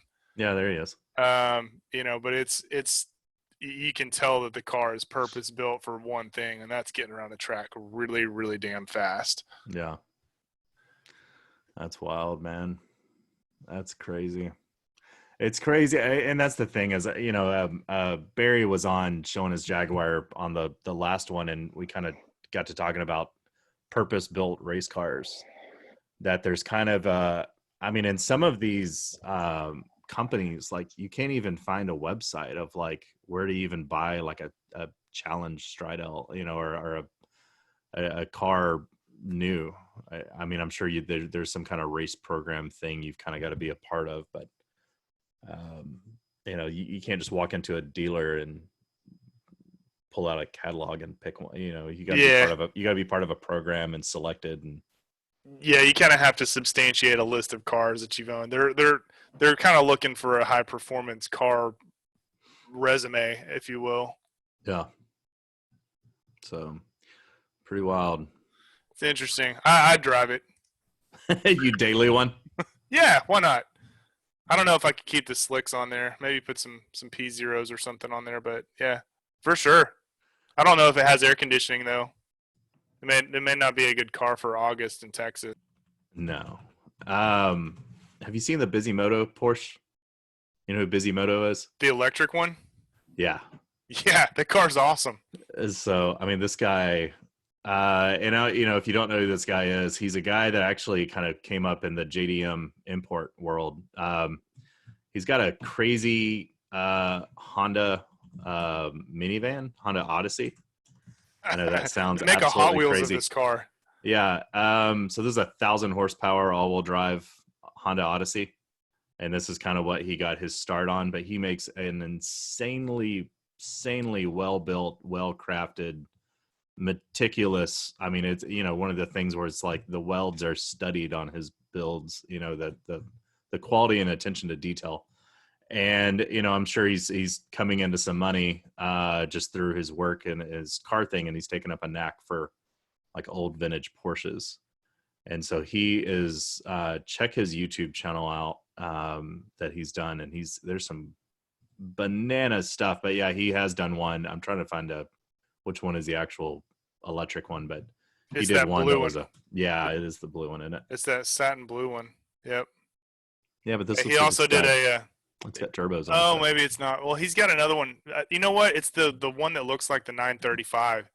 It's like purple with the turbo fan wheels. That's it. Yeah, it was that car. Yeah, it was this car. Yeah, that's your electric car, and this is it's an insane amount of performance. It makes all of its power immediately. It's pretty cool. And that's the thing is like we still don't know. I thought it was interesting the Porsche 935, like why they maybe wouldn't have ventured into an electric motor car. Maybe that's coming, like now that they've got the Taycan. They've got the Taycan. They've got, if they wanted to do some kind of electric RS car, that would be pretty bananas. I think that's where we're going. I really do. There's only so much power that you can, I'm going to use a nerd term, extrapolate from gasoline.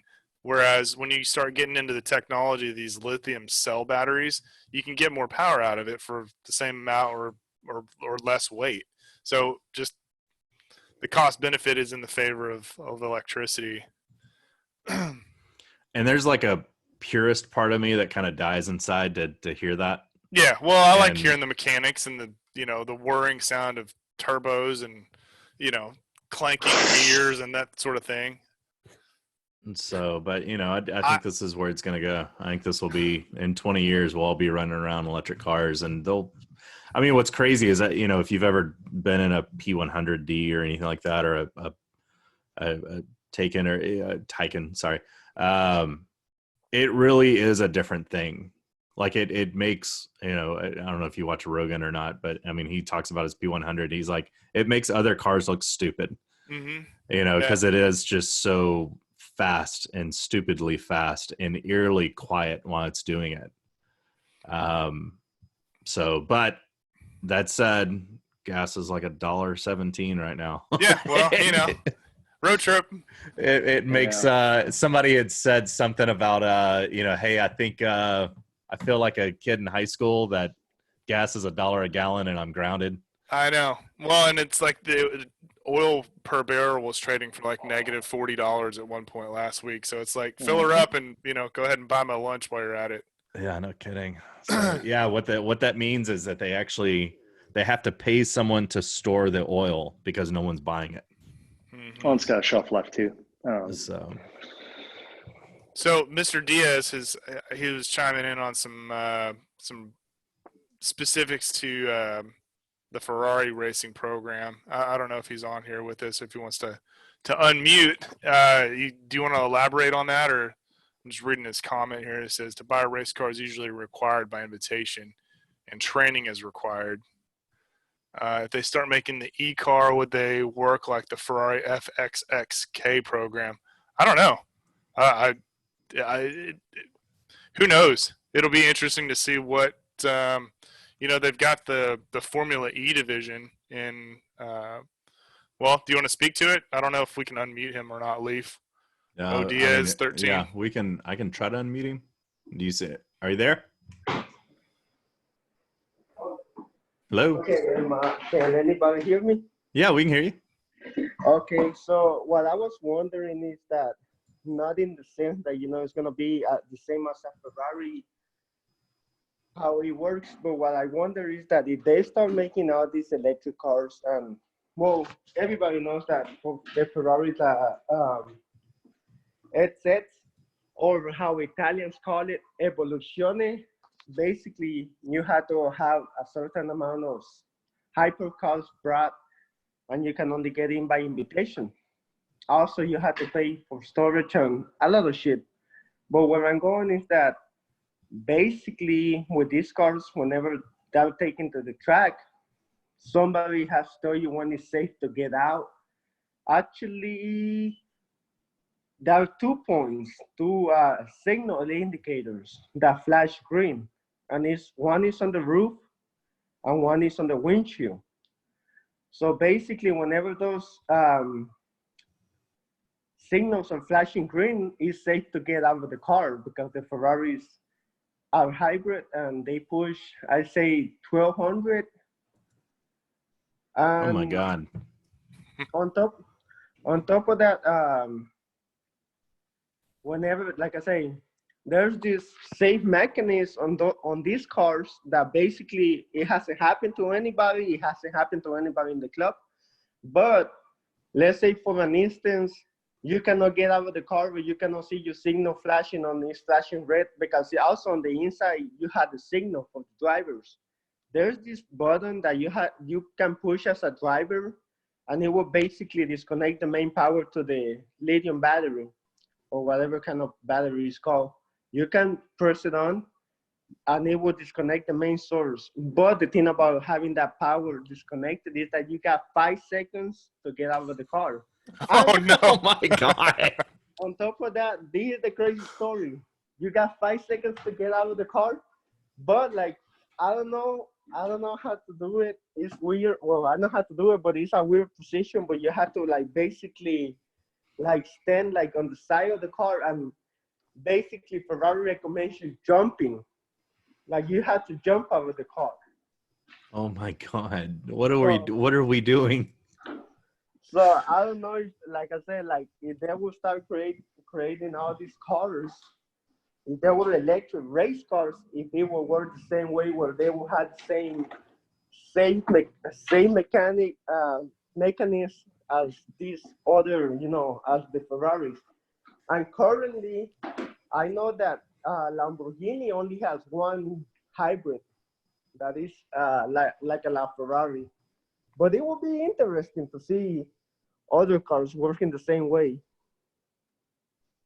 Yeah, I think just it's interesting to see like where all this is heading. Because I mean we're, and granted, I mean there's modern day motors pushing out crazy power. But it's like all of a sudden this is a whole new paradigm, and with electric motors, and we're just, I mean, we're the gas motors. We're in the 1920s right now as far as electric motors go. I mean, imagine what Or 20 years of development like of I this was is going to do. like I was telling a friend, like um, oil prices went down, but I can see them in the future going down to a certain point because I believe, personal opinion, that they're gonna be starting making a lot of electric cars where it's gonna be affordable for everybody. Right now, some of them, they cost like Tesla 70,000, 80,000, but it's because you don't really have one around that makes. But I believe that every company is gonna be making a massive amount in the future where um, actually, and Lamborghini has a race car. I forgot the name for it, but that's the CN. But That's the there's CN, yeah. yeah, but Lamborghini has like a race version of La Ferrari FXK. Well, it's FXX, but I forgot the name of it. They only have one currently at the moment. It's But like I crazy. said, I was just wondering if, like, when it comes to the drivers being on the safe side for the racing, would they put all this stuff to, have a signal to have the driver be able to get out of the car safely?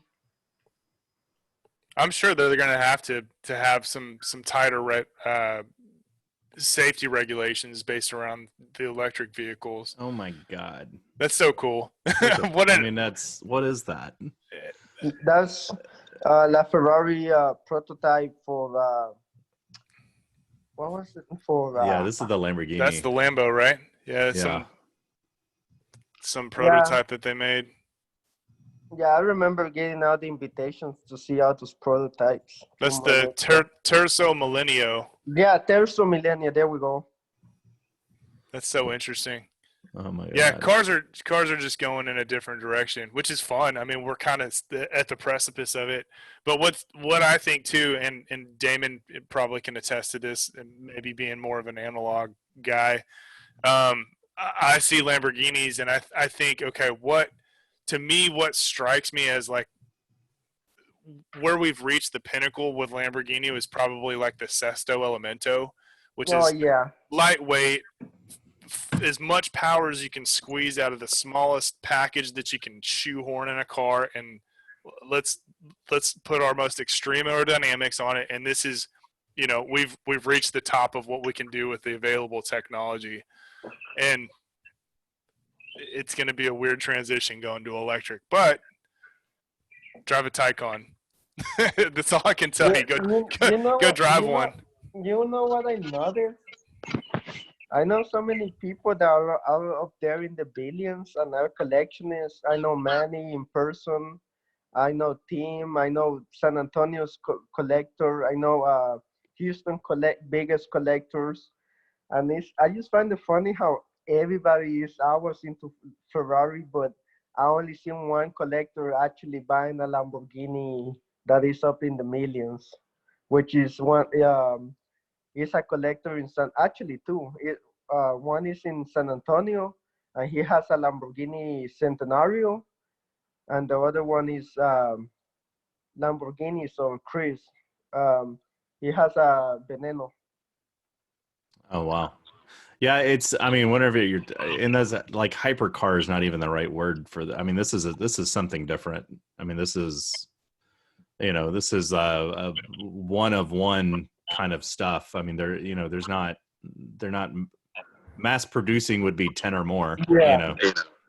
and so I noticed that when it comes to the word supercars and hypercars, everybody develops their own like definition of it. yeah, we're not. There's something different happening, and whether they're, and I think it's interesting, just even like LaFerrari being like a hybrid. I think it'll be interesting once it goes full electric. I mean, even the little Tesla thing that Elon's kind of coming out with, and who knows if we'll ever actually see that thing or not. But Yeah, the Roadster. yeah, I mean, whenever 0 to 60 in 1.8 out of the box for 200 something thousand. I mean, Well, you're at I multi-million-dollar car performance for a couple hundred I grand. I do believe that all these cars are becoming electric because they're seeing what Tesla is doing, and everybody wants to jump into the game. Yeah. But that's just my opinion on that. I feel like everybody's watching what Tesla is doing, and they want to jump into the box because hybrid cars thing used to be, for potential use. They used to be for, hey, I'm gonna save gas. But seeing what a hybrid car can do, everybody wants to get the most torque out of it, the most performance out of it, the most anything out of it, because they're seeing how good they are combining both gas and electric. And what's so neat about with the electric concept is, like, how far do you want to go with it? Because really all you've got to do is a battery dump, and it's Yeah. like, I mean, you could do a single pass and just basically use it all. I mean, it in all honesty, which I don't know if it will happen, but I mean, if they really wanted, they could create even solar panels for these kind of cars. I mean, it could happen. I mean, where that was like, hey, you know what? We're gonna create solar panels so that way, once you hit the road, you don't have to stop for nothing. Yeah, and at the electric the solar panel itself, there's they keep getting more and more efficient. I don't know if we're there yet, but it's getting close, it seems like. This is what's just hysterical is, somebody is, I don't know if this is a render or if this is real. It's so hard to tell now, but somebody did a Safari Tesla concept. But it's funny because you see stuff like this and you're like, Elon is mad enough to do this, so is this real, or is this Sure. I mean, the guy that created the Cybertruck, do you think that's that I mean, is it really that unrealistic to see that from Tesla? I don't think so. Yeah. Do it. Why not? I think this is open source, open format. Let's just start building anything and everything, and let's bring cars back. Damn it! There you go. I miss car shows and I miss people, and let's just open up the floodgates. Let's do it all. You see, I'm like the ultimate Ferrari person, but I won't claim I know everything. But what I do know, is because I've been there personally, or I have done something personally with the cars. But I love some companies like Ferrari because they're like so strict. They're keeping it, what the brand at. Ferrari. You think Ferrari strictness. But I love some companies also because some companies like Tesla, they're doing this crazy stuff where you're like, whoa, I didn't expect it to see something like that. Yeah, and that, I mean, at Ferrari, the thing you can say about Ferrari is Ferrari knows who they are. Like, it is about racing. It is about racing pedigree. It is about delivering that is close to a racing experience that you can in a road car. And then you've got some folks, like a Lamborghini is it seems like it's a lot about style, design, aero, with performance on there. But it's, some companies is a performance leading first, and then somebody like Tesla is just kind of like, we're just going to throw all the rules out the window and we're going to do whatever the hell we want because I'm a billionaire and Well, why not? you know what a funny fact about the Tesla, whatever his name is, I got some, being a car person, I got so much information on cars that I forget about stuff. But the creator, whatever his name is, Elon. Thank you very much. He actually used to own a McLaren F1. Yeah, there's a story about it. He had a McLaren F1 and it was delivered. Because there's actually a picture of him taking delivery of his car. This is it right here, 1999, which, by the way, I guess being a billionaire allows you to grow your hair back because he was very balding. He took delivery of this car, did not have it insured, and destroyed it. Yeah. And so there's a famous story that he's told about this, about just, and of course back then it was actually Haggerty was on with us last time and they were talking about how one got wrecked in California. It wasn't this one, it was another one. And Well, you know what's funny about cars? Also, I'm not trying to brag Ferrari or anything, but with the SS program, it's funny because those cars they don't have track insurance. Yeah. Ferrari believes that if you're driving one of the SS cars, if you crash or something happens to the car, if you fall as a driver. So they don't give you track insurance for those kind of cars. And usually a crash for one of those Ferraris would lead to an upgrade to a Ferrari Evolution, which is air suspension, front bumper, back bumper, wing. For the Ferrari FSX, basically they also upgrade the steering wheel to make it feel and the steering wheel to a Formula One steering wheel. Oh wow.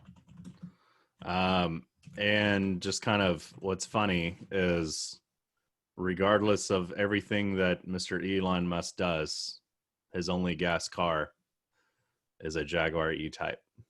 Well, he said that I could be incorrect. It might be a made-up story. You never know, because anybody can put anything on the internet. But from what I heard is that he said that he sold the McLaren F1 because he didn't want to see that he had an electric company and he was driving a gas car. Yeah, so he admitted that all of his cars are electric. The only one he has that's still gas is this E-Type. Yeah, so like this E-Type's still in his collection. I think that they're funny. Nolan may have told me this, but I think that they're working with a company that's been doing some of these electric cars, Rimac. Oh yeah. On the motor and battery technology. I think there's some cross pollination between these two companies, and I think they're getting a lot of the motor technology from Rimac, which that's a really, really insanely powerful, high performance, exotic, hyper supercar, whatever. Those taillights remind me of the BMW i8. Mm-hmm. Yeah, they do. It almost kind of looks like the McLaren, the 600 LT too. Yeah, It kind of has that same little. Everybody's kind of stealing designs of everybody 720. Right now. It's starting to become a little homogenous back there, huh? Yeah. Yeah. Usually the thing is that either companies do the design from other companies, or they work. They pay to basically do that kind of stuff, which is crazy. Everything's coming from Pininfarina, anyways. Like I got to see the Bautista last year, and they all kind of look a little the same. Like the Bautista was cool. That's a really neat car. But from a design perspective, coming from Pininfarina, it didn't blow me away. You see, the only place I think you could see all these cars together, or as a person, is Pebble Beach Concours d'Elegance. Mm-hmm. Unless you get an invitation to the actual factory where they're making they make them. But the only place I can think about is Concord the Elegance, Monterey, California. Well, they canceled that this year, I think. Yeah, I know. Yeah, I know that. unfortunately. Hey, I saw Bob hopped on. I think maybe Bob's just being a fly on the wall. I don't know. Is he being a fly on the wall? I was just curious if he got his GTR back. Yeah, I don't know. You see, in a way, I find it good that they're canceling stuff because people's safety. But at the same time, I do believe that once everything goes back to normal, everything is just gonna be popping. Like it was a first time for anything. I sure hope so. There's pent up demand for everything right now. Well, and we've got a, what is it, 80 degrees and perfect sunshine, no clouds out right now. So, I mean, hopefully everybody's out getting a drive in today or something. I mean, I can't blame them for it. So, Bob, are you out doing a drive? No, changing the oil. Oh, no, on what car? The mono. Oh, gotcha. How's that going? Good. I've already done it once and just doing it again. So there you go. Have you got your GTR back? No, I need a push to get that back. It's actually run, but it's just they got some electronic stuff with the Motec and stuff to put on, so it's always something. Did you ever think you were going to become your own shade tree mechanic for a BAC mono? No, but I like wrenching, so it's not a big deal. That's so fun. Cool. That's so cool. It's all good. So do you have you've got a lift in your garage? The garage setup you're in? Yeah, but the mono, you can't. Let me see. How do I do? Yeah, let's bring you on real fast.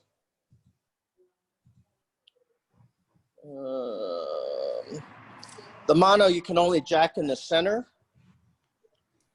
So it's one of those ones that I can't really put it on the lift. That makes sense. Yeah, so I have a, you guys probably seen them. I have one of those bend packs. And when Neil Briggs was in town, I have one of those things. He said I could probably put that in the center and jack the car up and then put it on wheel chocks and stuff. But he said, just be careful getting it up because obviously it'll just be on the center. If it tips over either side, that could be bad. So yeah. Hey, Scott, what do you think of that? Holy Moses. I told you we had some crazy stuff show up on here, man. I'm like, are you kidding me? My wife should not complain anymore. So this car usually shares with a McLaren 720 and then how many horsepower is your GTR? 1600. Yeah. Oh, you're really pushing it down there, huh? Yeah, that one's a fun one. That one's definitely Godzilla. It is detuned for the track work, so we're only at about 1,000 horsepower. I got a little bit of tool jealousy, man. Hey, is that my 10mm socket, Bob? Yeah. Be much? I just needed the 110. It's being annoying. Don't worry. Give it like an hour. He's gonna be like trying to look for the 10mm. Yeah, the funny story. A friend of mine, he got a Christmas present from his wife's father or from his father-in-law, and it was like a 40-pound. It was a small box, maybe a 8-inch by 8-inch by 8-inch. It was like 40 pounds. He was like, "What is this?" And he's opening it up, and it's an entire box of 10mm deep socket, short socket. He like looked at him and like the two they like had like a man connection there for a second where it was like a little American Indian tear came down his eye. It's just kind of like it was like so. Well, man, mad respect for tearing into for even doing your own work on this thing. Oh no, it's not a big deal. Is that a screen on your garage, by the way? Yeah. It's nice on nice days. You can just pop the screen down and then just have open air kind of in. So keep the bugs out. Yep, keep the bugs out. All right, so I've got to research a Lego head coffee cup and a garage window screen now. So there was a guy a while ago with a 600 LT that had an awesome coffee cup. Oh. So the McLaren, just real quick, because I know we're coming up on time too, but have you, the guy that was on earlier, he's had some issues with his McLaren, his 600. Yeah. Have you had any kind of quality control kind of things with your 720? No, I've been pretty happy with it. It has the usual weirdness for British stuff. Like just the electronics aren't really well thought out, and it's kind of weird. I know the Jotech McLaren, like the key fob, you have to have it at a certain spot, and you almost have to jump in and out of the car. Mine is weird, but it's not that bad. It just has to be in one spot. Yeah, he was telling a story to where he got a phone call in the middle of the convertible going up, and it paused the car. And he had to basically have McLaren come pick it up in a tow truck, and they had to to go through a reset procedure on it. But they said the key fob's got to be so far away. Yeah, it's kind of weird. Mine isn't. I kind of feel lucky. Mine isn't that finicky. I read on the forums where the Gorilla Glass on the top little thing will crack, and I haven't had that. I know people who've had the radiator hose failure where all of a sudden it just dumps coolant, and I haven't had that. It's been really pretty good, and it's actually not in the garage because they called me. I guess they're formally doing a recall or inspection, so they called me to take the car to look at it. No, very cool. Yeah, but what you think about the upcoming McLaren 765? I think I mean, at least for me, I'm more of a track guy. So the 720 is really nice, but it's almost like a GT3. It's just a little too soft for me. I kind of need a RS. So I put a deposit down, or a hold deposit. There's some rumors that with the economy, the sales, they haven't allocated all 765. So I told them I wanted a later build, and maybe that'll let me get a little price depreciation or something. Yeah. Like you probably know, McLaren doesn't hold value that well, so us suckers that buy it early take a hit. Well, the thing about buying late builds like cars, it's like technology. You buy the first batch, you definitely are gonna get the thing that has the most trouble, the most issue. Yep. While you buy a later batch, they will know, they have an idea what is going on here and there with their cars and stuff like that. Yep, that's the truth. So it's one of those ones that even for the LT, I told them I'm happy with a later build and stuff. So let the other, hopefully if any little kinks, they can work it out throughout the production line. But I'm definitely not in a rush to get it. So. Yeah, and it I mean, whenever they do changes, like when they did 675 to the 720, that was a fairly significant change. Well, something I noticed that McLaren does, that whenever they change from a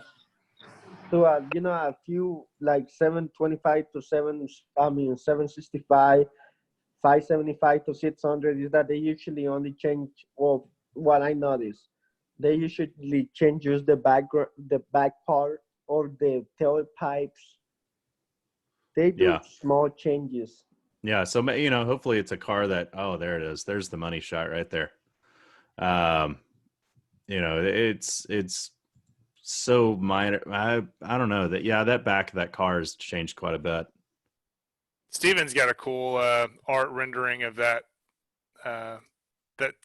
rear section of the car. I guess he's gone, but we'll see if we can get him next time to show it. Yeah, it's cool. Pretty neat. It looks good. I can't wait to see one. But I don't know if I'd want the first one. I don't know if I want the first one of any car, to be honest with you. So, yeah, like I said, usually when it comes to the first thing, you're bound to get the one that has all the trouble and mechanical issues. That's cool that there's a pass through to the window or to the engine though from the cockpit. Yeah, it's pretty cool. That's wild. On the 720s too, the engine bay lights up red whenever you approach the car.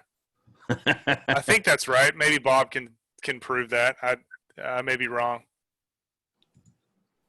But I think that's correct. Like whenever you either lock or unlock the car, whenever you approach it with the key fob, I think that engine bay glows red. That's wild. So, well, man, I need to probably jump off myself, but we're over on time this week. But that's okay. We saw Bob pop on, and I always like looking at this mono. this is what happens when you get a 40 millimeter or a 10 millimeter can. Yeah, there you go. All right, guys. All right, y'all. Hey, well, thanks for everybody jumping on, and y'all have a good weekend. Stay safe, and call us if you need insurance stuff. Yeah, we're here to help out. Thank you guys for hosting. Man, Yeah. we're just wanting to get back. So, Bob, we think we're gonna probably go ahead and put something down for May for an onsite. All right.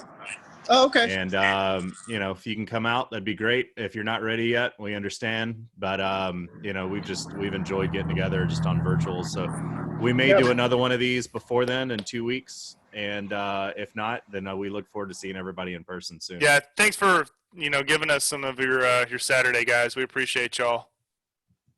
All right. All right, guys. See you next time. Yes, All right, sir. take care. Bye, y'all. Bye-bye. Bye.